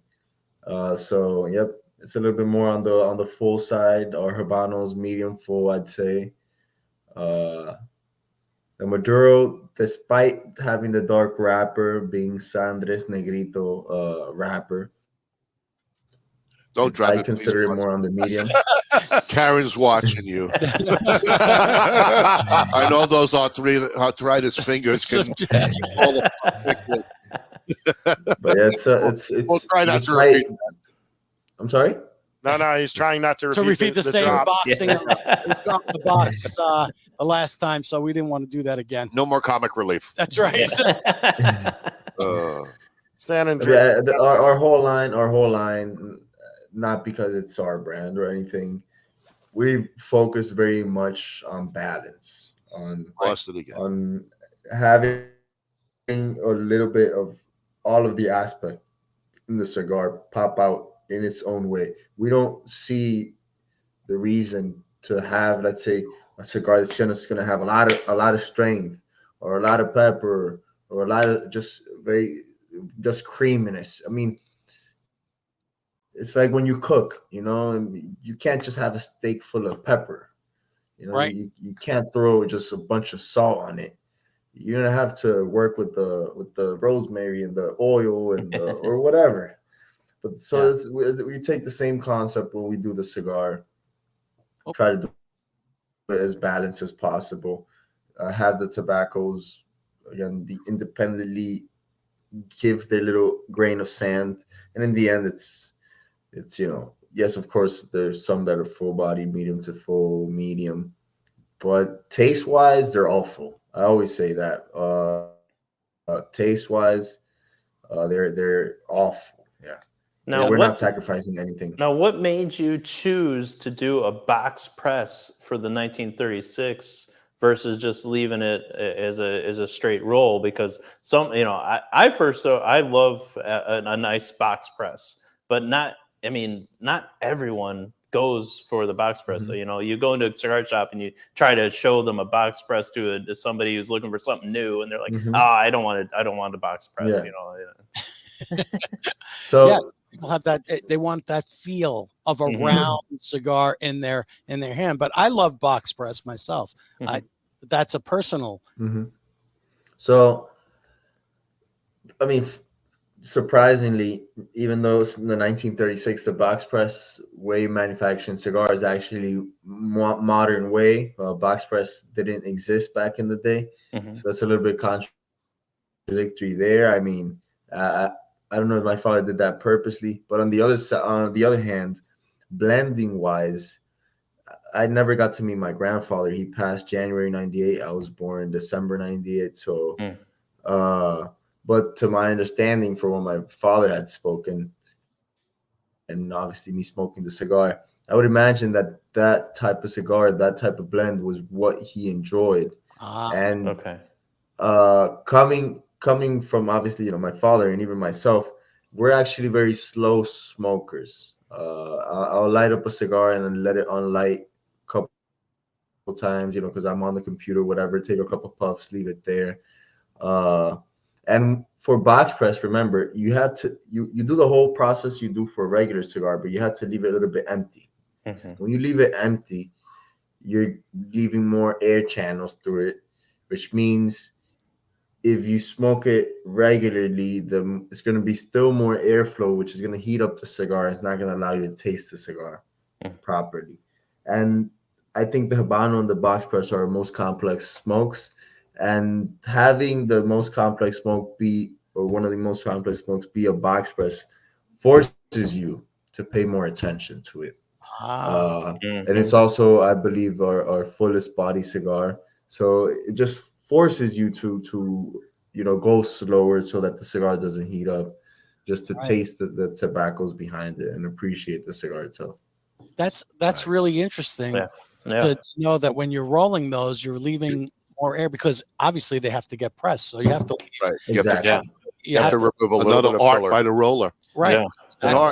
So when you're rolling a cigar that you're going to box press, it's going to be very different than most standard. Most interesting was we actually made 1936 as a special edition in the round, and it was a completely different flavor. Wow. That is interesting. So what did you notice, Mark, was the difference? Slower burn, bigger flavors, still had the complexity, but it was a completely different smoke. Interesting. It was a one-off project that we did in 2018. The thing is, you when you blend, taking in mind the box press and the slow smoke, you kind of recompensate so that each of those puffs is a little bit more intense. a little bit more flavorful. So once you pack, what was intended to come maybe in a smaller package into, let's say, a regular small package, it was just a flavor bomb. It's, one of those candies that you used to have that just right in your mouth. It's right like that, but for anyone over 21 in this case. You squeeze that in on there. I tell you what, with that, we're going to take another break, a sponsor break. And when we come back, we still have one more cigar we have to talk about, or a couple of more. No, I think no. We talked about them all, but we do have a packaging thing, because somebody asked about marketing and packaging and who does it and what happens. So I want to talk about that. When we come back, we also do a little segment which is called Stump the Chooch. And I don't know if you're familiar with what a chooch is. I know in Spanish, chooch is different. It's like little, right? It means what? Chooch. I mean, chucha is like when you're mad, or it's just like chucha or whatever. but at least remember, Spanish is spoken all over the place. So what can mean something for me could be a bad word for someone else.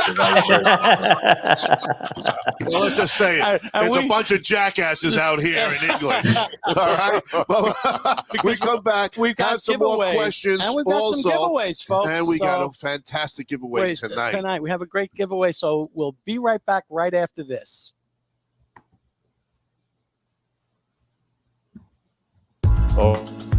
Cigar in the Bottle is 2 palate-pleasing gifts in 1. A specially blended Grand Palmier XS VSOP Cognac is elegantly contained in patented numbered bottles. Winner of back-to-back-to-back-to-back medals at the LA Spirits Awards, Cigar in the Bottle inventor Forbidden Johnny teams up with Vartan and Hendrik Kellner for this custom-blended Vartan Reserva cigar, well-preserved in a hand-blown glass chamber featuring Bovita 2-way humidification. At Norwood Royal Cigars, we have the biggest walk-in humidor in the Midwest. Our 1,500 square foot humidor is home to almost 4,000 different cigars that will meet the need of any cigar enthusiast. We have boutique blends to the more traditional selections and everything in between. From the novice beginner to the aficionado, the knowledgeable staff at NRC will find the perfect cigar for you. Located on the northwest side of Chicago, we want to be your shop for all your cigar wants and needs. As always, at Norwood Royal Cigars, light it, smoke it, love it.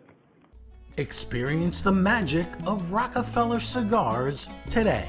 With 11 years steeped in tradition, passion, and mystery of the leaf, Rockefeller has a cigar just for you. Be like the greatest magicians and make Rockefeller cigars appear in your lineup with any of our 4 lines: the Nicaraguan, the Dominican Blue, the Vintage Gold, and our new LE, the Art of Magic. Over the Rhine Premium Cigars is located in the heart of Cincinnati, 50 yards south of historic Findlay Market. We offer both known brands and the finest boutique cigars available. Feel free to bring your favorite beverage and relax in Dude Daycare, where dudes of all genders are welcome. We look forward to serving you at Over the Rhine Premium Cigars. And we are a proud member of the Boutique Cigar Association. It all begins at the very first climate-controlled Rodriguez Olivan cigar factory located in the Dominican Republic. Our 2 major brands include Don Olivan, which are boutique cigars suited for that individual who takes great pride in something unique.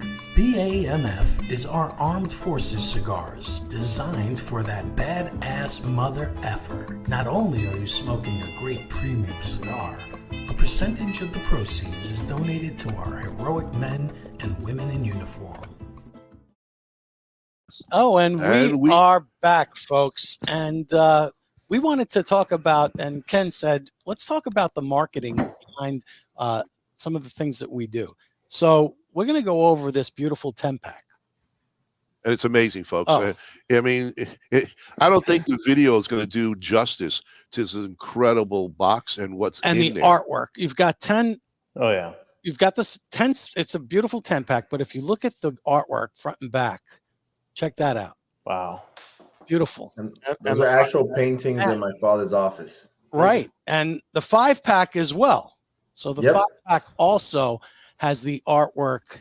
Oh, yeah. Did front and back. Very nice. Just beautiful. So the artwork is, and the marketing is clearly Jose Blanco. Okay. He is a master of creative. We talked about the detail, right?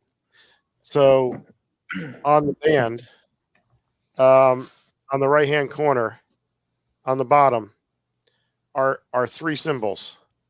There is a ballerina, which represents Hochi's daughters who did ballet. There is a baseball, soccer ball, which represents Jose Manuel. And there is a heart, which represents Daniel. And each of these symbols represent family. And ultimately, the people don't understand that he cares about his family, not just his children and his grandchildren, right? But he cares about the people that are in the factory and every consumer. And one of the reasons why the team that he has today, including the guys in the factory, including his children, including myself, which I can't tell you how much he means to me. I lost my mother not too long ago. I was doing a tour with my team, and both Jose Manuel and Hochi said, "You need to leave. You need to go take care of what you need to take care of." Family is such a valued thing with this organization. Mark's dealt with his wife, and can I say? Okay. Of course. His wife had cancer, and 2 weeks after I started. 2 weeks after he started, and instead of saying, "Well, thanks, Mark," he said, "You need to take care of your wife, and you need to make sure she's well, and you need to take care of yourself, and we'll deal with everything else."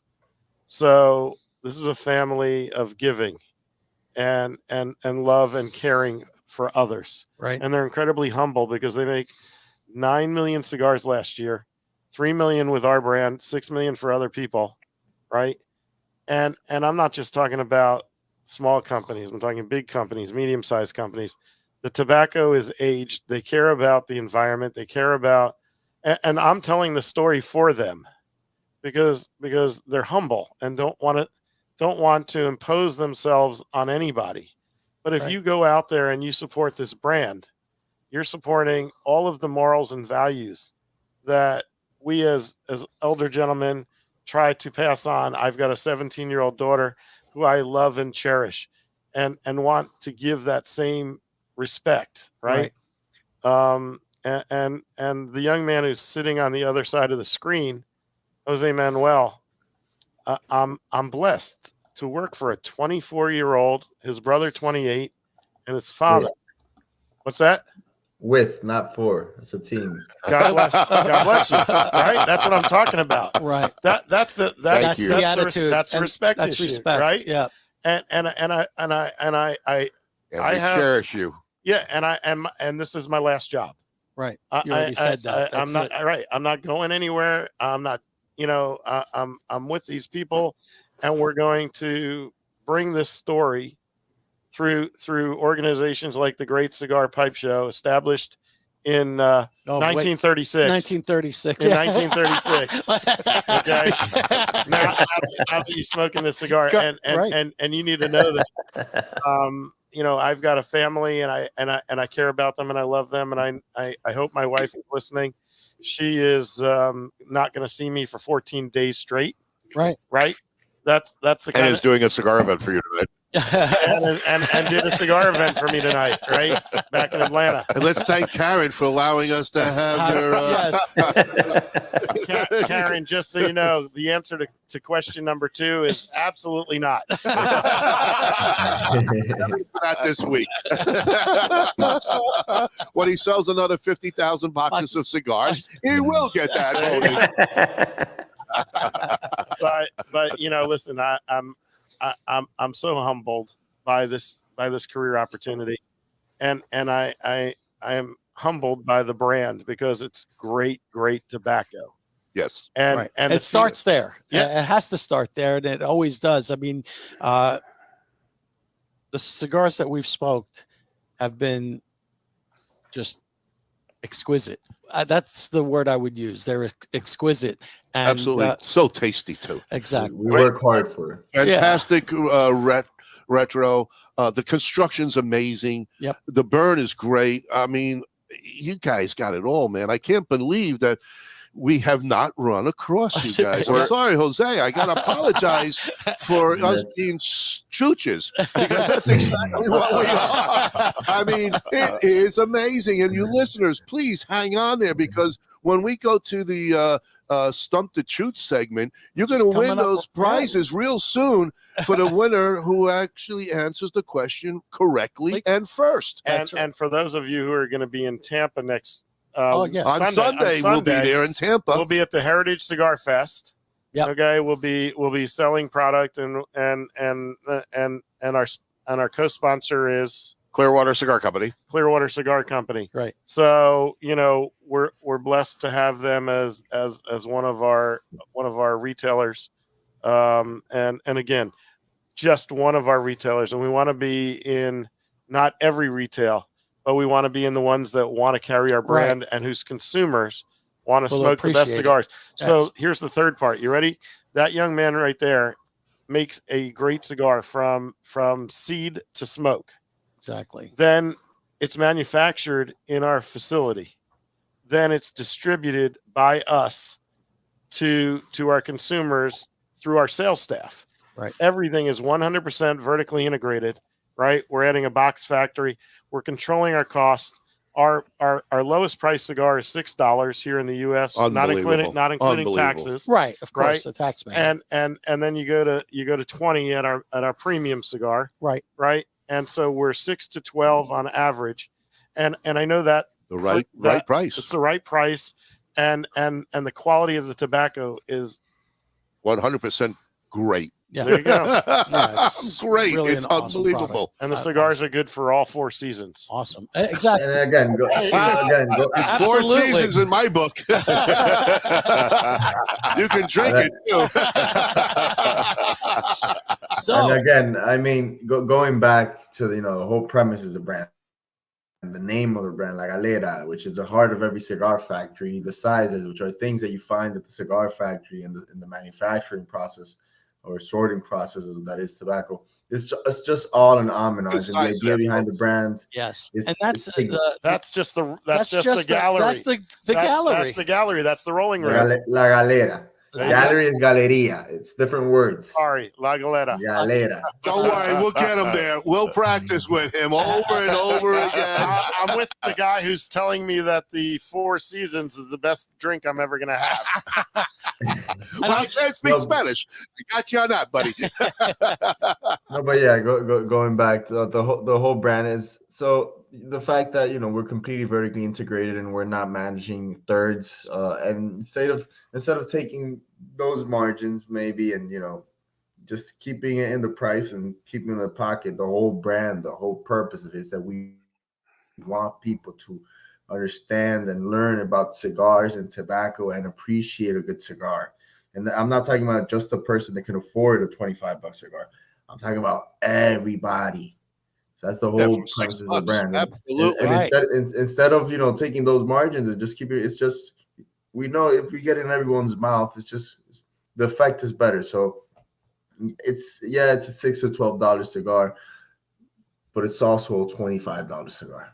Right. Because of the standards that we go, just the tools that we have allow us to make it at that price point. Right. It's not that we're cutting corners by any means. It's just that it's 5 generations work. It wasn't from night to day that all of this has happened. And again, it's still to this day. You go to the factory on a Friday.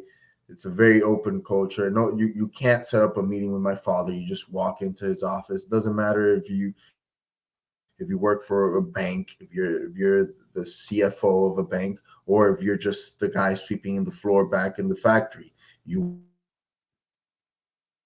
And we froze. No, you froze. Oh. Yeah, so a chooch like us, we can just walk in tomorrow and say, hey. Make everybody understand that was. All right, you got to go back. Yeah, I'm sorry, I got cut off. That's okay. You froze, so go back. So yeah, I mean, but yeah, like saying, and we just want to change the perception that we feel has been misunderstood of what the cigar industry or cigar world is. That it's, you know, the guy with the guayabera, fancy watch, sitting in the corner, don't talk to me. When in reality, you go to the Dominican Republic, you go to Cuba, you go to Nicaragua, you go to anywhere where there's tobacco culture in it. And I, in my case, I can only speak for myself. I have gotten to sit with a billionaire and just an essential worker, right, talking together, smoking a cigar, and that's the reality. That's what we want to have people understand. It's not having the expensive watch. Don't talk to me, blah. It's literally the opposite, and that's what the whole premise of the brand is. Right. It's a great mission. It is. It's a fantastic mission. It's the right messaging that you're putting out there, and you're a great ambassador for that. Truly. It's unbelievable. Truly. I look for amazing things with you and your brother in the future, because you guys are the future. Right. And we couldn't be prouder of what you've done, both of you, accomplish in helping your father, your family, which is, to me, precious family. And I see a bond and knowing these two chooches and that third guy, Goni, you know. So just to give you an idea of what our chooch means, this is what our chooch means.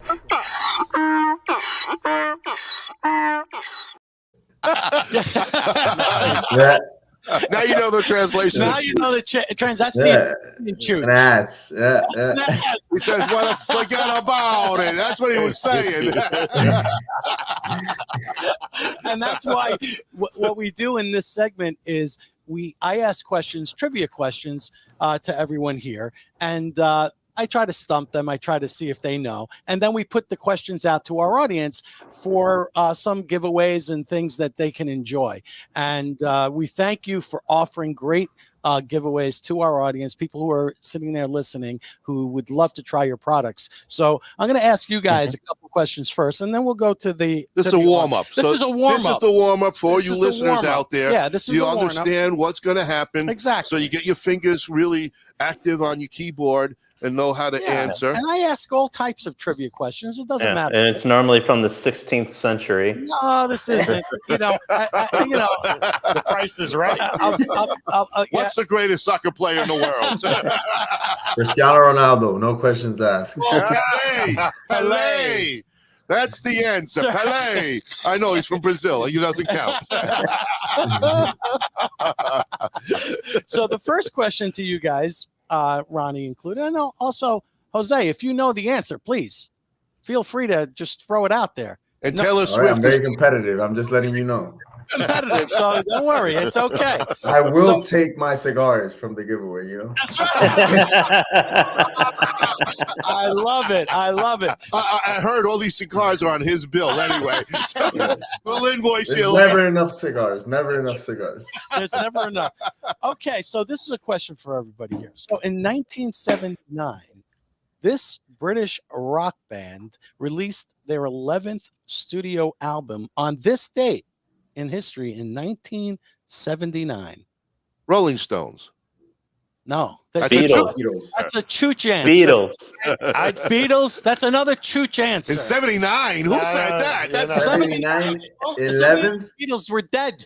I mean, 1979. I would say ABBA, but they're not from The Who. No, it was actually Pink Floyd. The Wall. The Wall. The Wall. Oh, yeah. I went to that concert. That's a shame that I didn't know that. He was wearing his little diapers there. Oh my, no.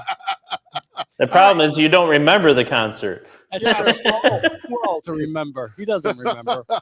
So we're gonna go back a little bit further in time. Oh, now we have a fighting chance. We're gonna go to 1940. Tim wants a biblical answer. A biblical answer. So let's go to 1942. This date in history. Mark, you and I were born then, right? Yeah, almost. So scientists led by this person conducted the world's first controlled self-sustaining nuclear chain reaction at the University of Chicago? Who led Copernic. that? No, he thought before. Hey, listen, the movie's out. Right? He's wrong. By the way, that's another chooch answer. Another chooch answer. No, it wasn't. Where's my wife when I need her? I'm going to give you a clue. He was Italian. Marconi. No. I'll give you his first name. Aldo. Enrico. Ferrari. That's Enzo. That's a chooch answer. Lamborghini is the answer. Or Maserati. Enrico Fermi. The Telsa. I was close. Fermi. Enrico Ferrari. Fermi. It's close. It's close. Yeah, It's very close. There you Yeah. go. It's close. I'll give you guys some. We're not playing horseshoes or hand grenades. I'll give you guys one more, and then we're gonna go to the arm. Albert Einstein. No, Anthony Pascal. Close for no cigar. We're gonna go. I'm gonna bring it up a couple of years, just a couple. We're gonna go to 1959. Orlando answers after we said it. Yes. Come on, Orlando, speed up your fingers, will you? Come on. So this one is really interesting. Let's see if you get this one. This treaty was signed by 12 countries, making it a demilitarized zone to be preserved for scientific research. 12 countries signed this What treaty. year? What in 59. 1959? This date in history.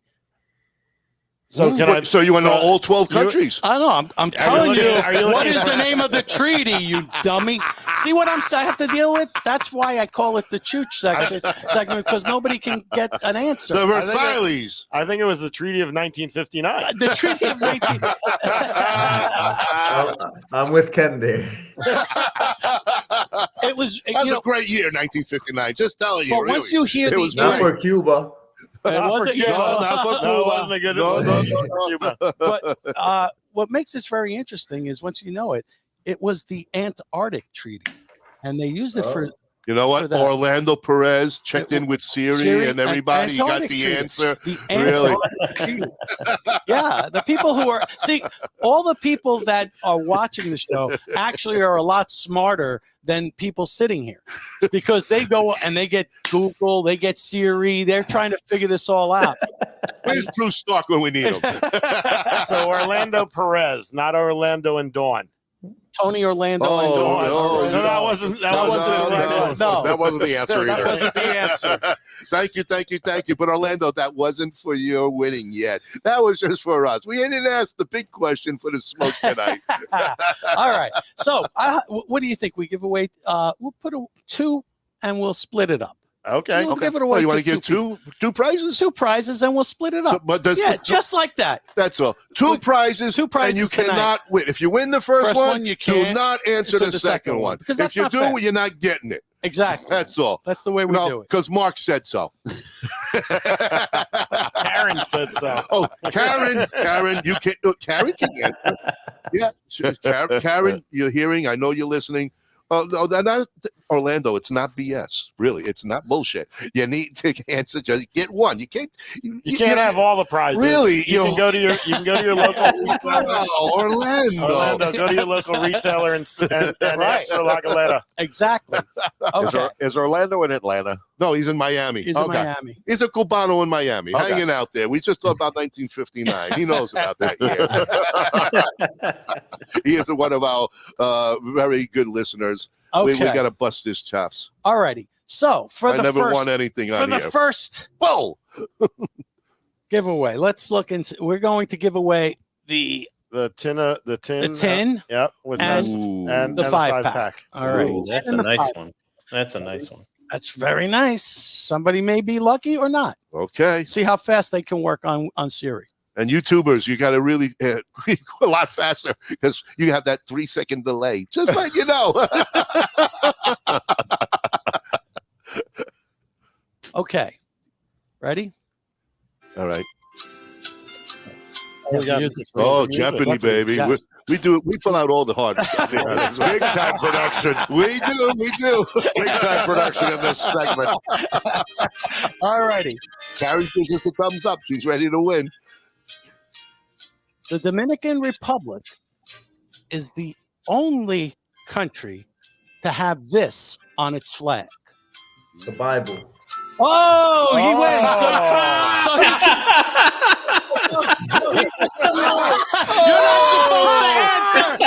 He wins his own cigars. What a guy. He wins his own cigars. Mail your own package to yourself, will you? Oh, that was for the audience. What is he, 24 years old? Listen. He was excited. He knew the answer. He was excited because he knew the answer. Wow. What an intelligent kid, if I do say so myself. All right. So we now have someone. And if just to get a little bit deeper, I think it's Psalm 119. It says, and I will tell in Spanish. I'll translate it. But it says, "I'll tell the truth, and the truth will set you free." Oh, That's nice. what it says, the Bible. Psalms 119. So that's the next question. All right. By the way, big man, I know you're 24. Listen to me. Do not answer to that question, please. And you'll probably know the answer, just so you know. I told you guys I was very competitive. I already got my point across. I answered very fast, so no. I have my cigars. I can't win twice. By the way, those cigars, forget about it. All right. Good thing I have extra questions. Otherwise, okay. So, for the audience only. What was first grown on the island of the Dominican in 1735 and soon spread to neighboring regions in Latin America? Ooh, I know. You're not allowed to answer. I know. Okay. I don't see anybody yet. No. I think you stumped. Everybody's stumped the audience. Everybody's pissed they're all off looking. now. And what was first in the 1737? I would have answered this a long time ago. I know you would. You should know this. We actually, he definitely does this. We actually went to a museum together. Coco, no. Coco Chanel is marijuana. Anthony Fusco. Hey, marijuana. Hold on. Who said coffee? Kathy Paterni says coffee. Could that be the answer? Kathy Paterni gets a coffee 5-pack. Pack. She gets coffee beans. Some coffee beans. Karen, you just missed it by that much. I like this answer.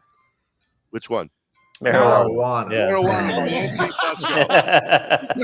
Just for a great answer. That is hysterical. I love it. So for the Kathy gets one for the 10-pack. Orlando. This is the big one for the 10-pack. 10-pack. Plus the little.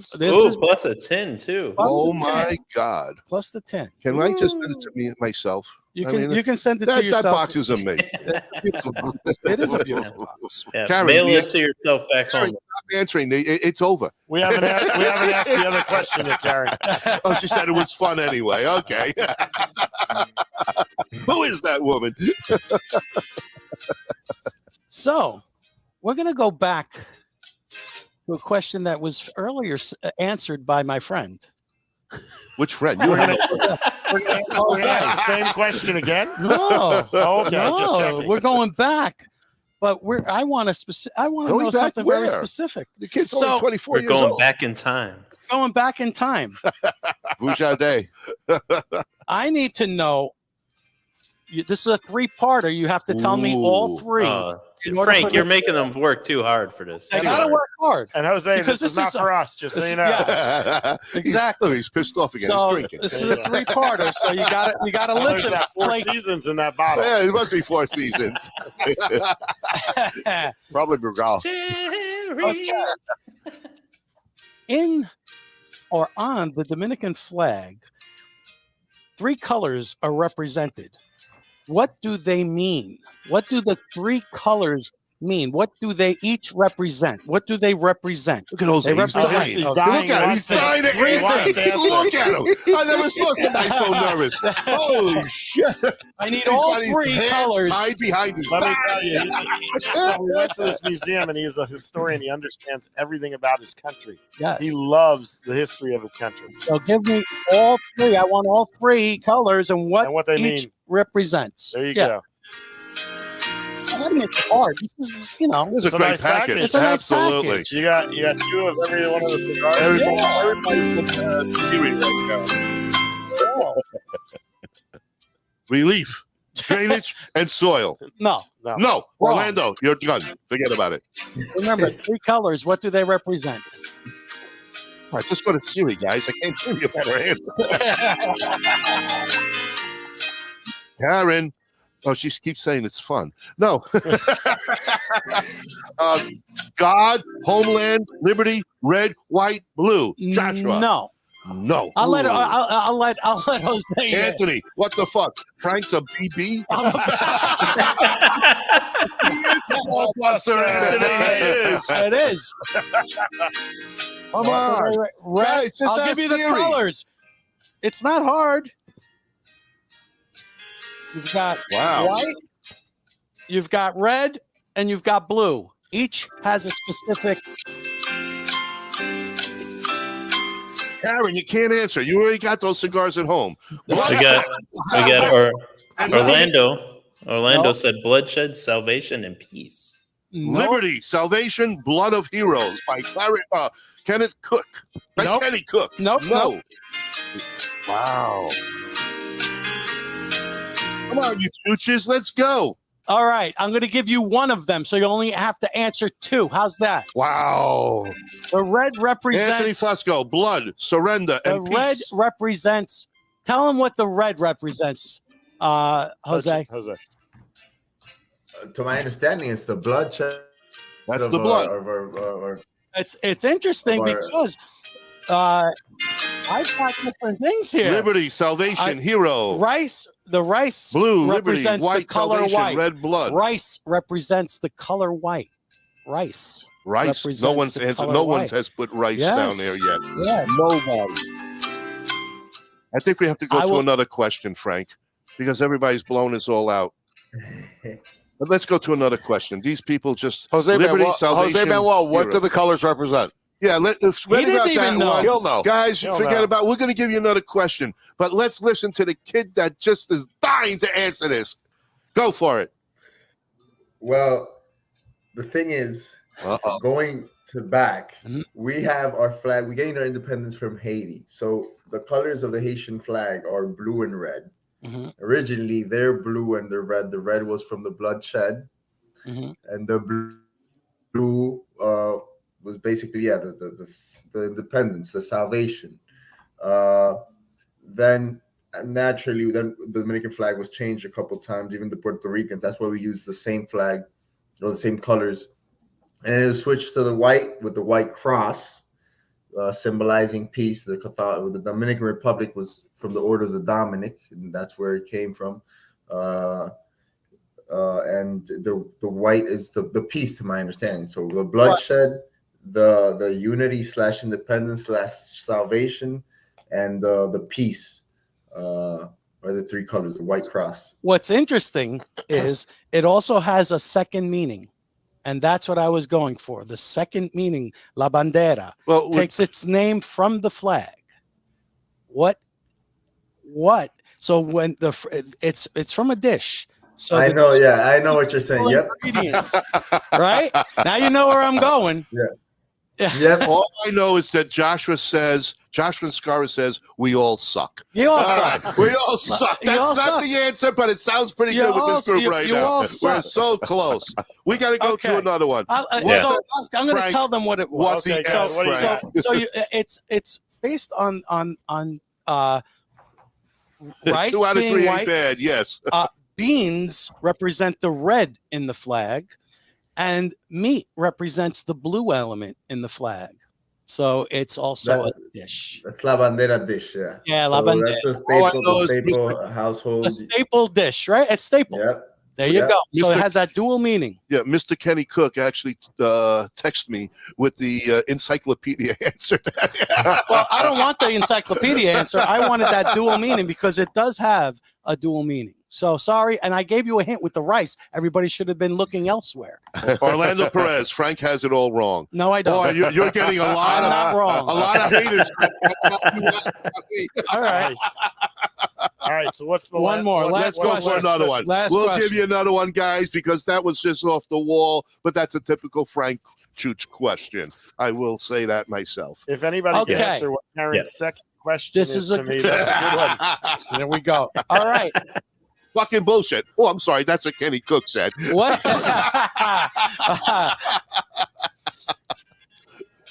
Like most Latin American countries, Dominicans love to dance. What is the national dance? The national dance. Oh, let's go. Baseball.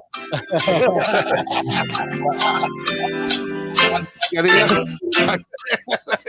that far. No one's answering. I think they're all pissed off at They're all mad at me. Salsa. Salsa wrong. Salsa wrong. Salsa Orlando. Wrong. Salsa wrong. Josh Garver. What do you get? My man Merengue. Josh, you're the man. Joshua. Josh Garver, the Wisconsin special.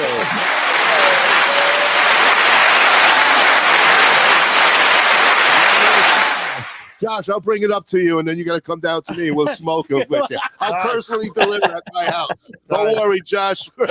Kathy, you were just off by this much, Kathy. Josh, you'll at least get the cigar bands after he finishes smoking them. Yes, I'll bring the bands. They're fantastic. You can make a nice mural out of it. Don't worry.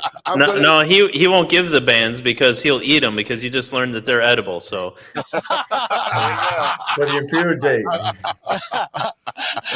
Can I share one last thing? Sure. Before we head out, yes, Yeah, absolutely. Okay. So the brand is, or the farms are called Tabacalera Palma. Yes. The brand that we have right here in front of you is La Galera. The other brands are Rough Rider and La Instructora. They are available in your retail shops. If you go to your retail shops and they don't have them, if you ask for them and you send the Great Cigar and Pipe Show the name of the store, we'll get it out to one of those amazing people that we work together with, and we'll get them in your store. We'll send somebody out to get them in your store. Great. If they're in your store already, buy them, try them, smoke them, because I work for a great brand. There's a lot of great brands out there, but I believe in this brand, and so do the rest of the team. We're thankful for the manufacturing, for the families that work hard. 125 hands to make one cigar. Okay? More. More. Over 300. 300. I know that answer. 200, 300. 200, 300. See, me and the young guy, we got it, man. We got it. We read each other's minds. or better said, us young guys, right? That's right. Us young guys. I like us young guys. Yeah. I might be 60-something, but I want to be 20-something, just like you. I would love to start. Really, man, you don't realize. You probably do. He doesn't realize what he is. He's the history and he's the future. Sure. Oh my God, you really Right.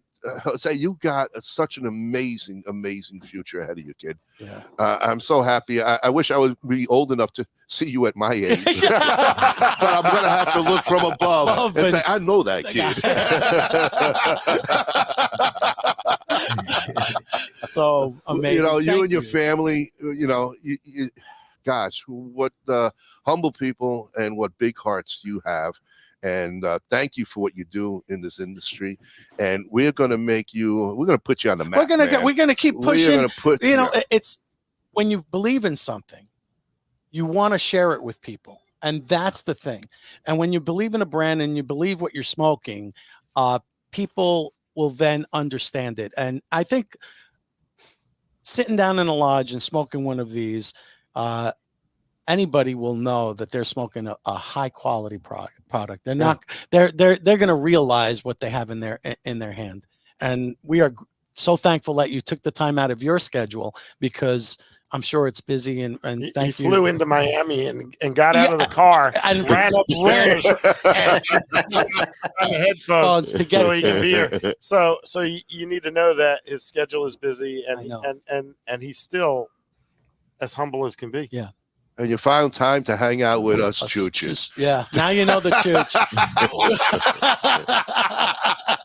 Get back in the Ferrari and take off now. Be in Dominican Republic in 3 hours. We'll see you there. But I really appreciate you guys for having me over the show. I really appreciate it also. And, you know, I'll keep on doing my part of the job. I'll make sure that the cigars coming out the factory are top notch. The construction, the tobacco, the blending is done right. And I trust the team well enough that I know that if we can do that out of Tamborilla, the factory, I feel we have half the job is done. The rest is just managing, finding a way to get it out there on people's mouths. And it's like hooking a fish, in my opinion. So. Absolutely. Well, you now have a new team, the Great Cigar and Pipe Show crew. We are going to promote you and talk so much about the legacy of this family, and we're so proud to be part of you guys. Yes, thank you so very much for everything. Thank you very much. And I always say everyone is always welcome to the factory, to the farms. Can I go to Miami first? He wants to relive his youth. Yeah, he's trying to relive his youth. Miami back in '82 and '83. That was a good place. Miami has changed quite a lot from the '80s to now. Am I giving you my age? Yes, son. I'll take care of you. Crockett and no, but yeah, again. Oh wait, Miami Vice was awesome. Don't ever talk about Crockett and Tubbs, man.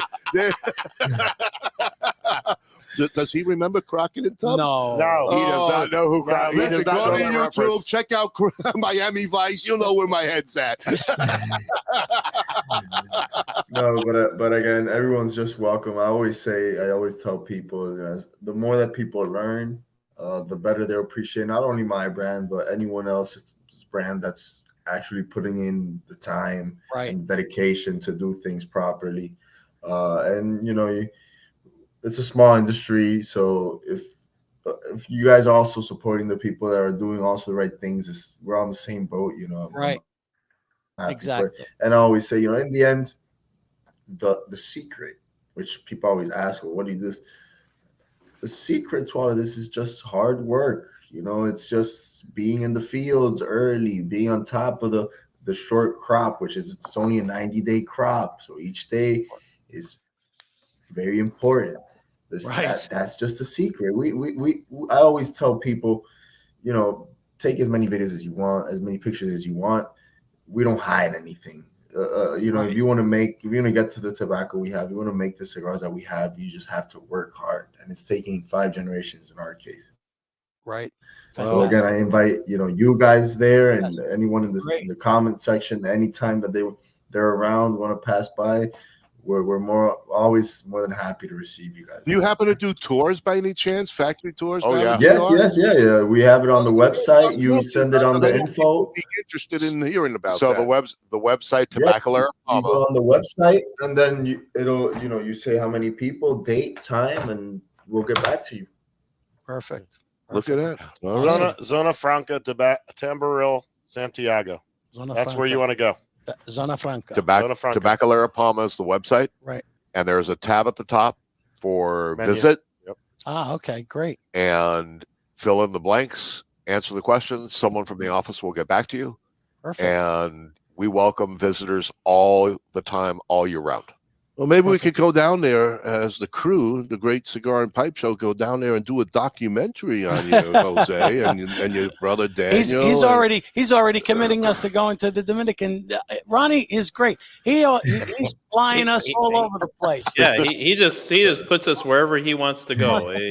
If he wants to, no discussion. Maybe do an episode in the middle of a field or inside a curing barn. You never know. That's right. I kind of like that idea. You see, I'm thinking. Can we cover him in tobacco and leave him there?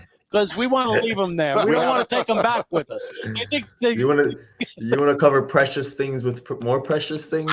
I love this guy. I was thinking He is my son. No, we'll put.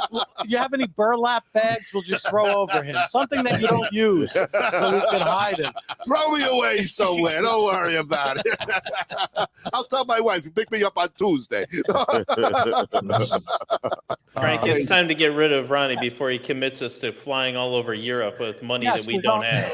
Yeah, we're going to, next thing we'll be going to Intertabak. We're going to go to Germany and hang out with the guy over there. We'll go sit in a cigar lounge with our mustaches. Maybe this stranger will come up and ask us, "Hey, what are you old timer choochers smoking?"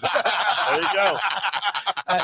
And they'll say, "You're too old. You're too old. Never too old to learn. Never that's too true. old. We'll be in our wheelchairs. That's it. You guys learned tonight about La Galera. Oh my God! You learned about our brand. You learned about the future and the past. Yep.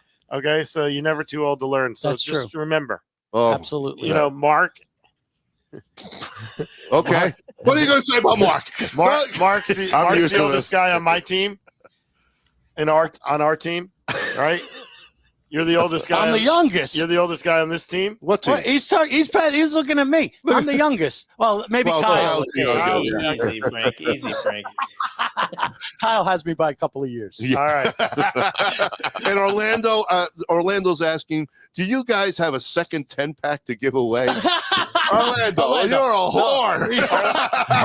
Orlando, drive your drive ass up to Tampa. Right. We will be at Heritage Cigar Festival on Sunday. Yes. There you go. Get your ass over there, Orlando. No excuse. Come on, it's a 4-hour drive, man. Come on, you can do it.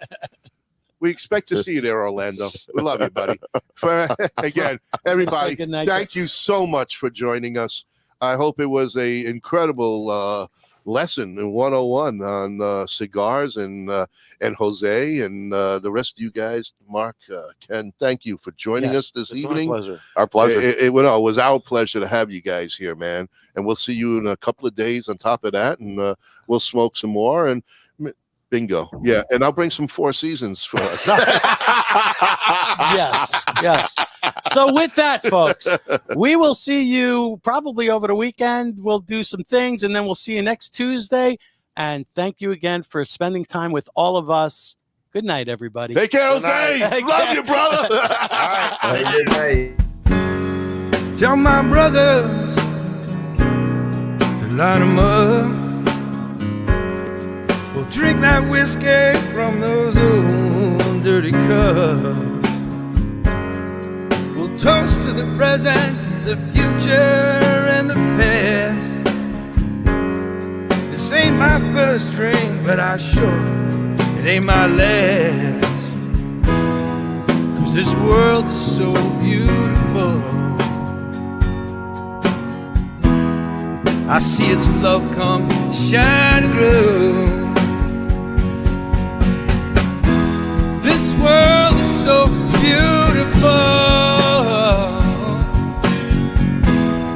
I feel its love come shining through.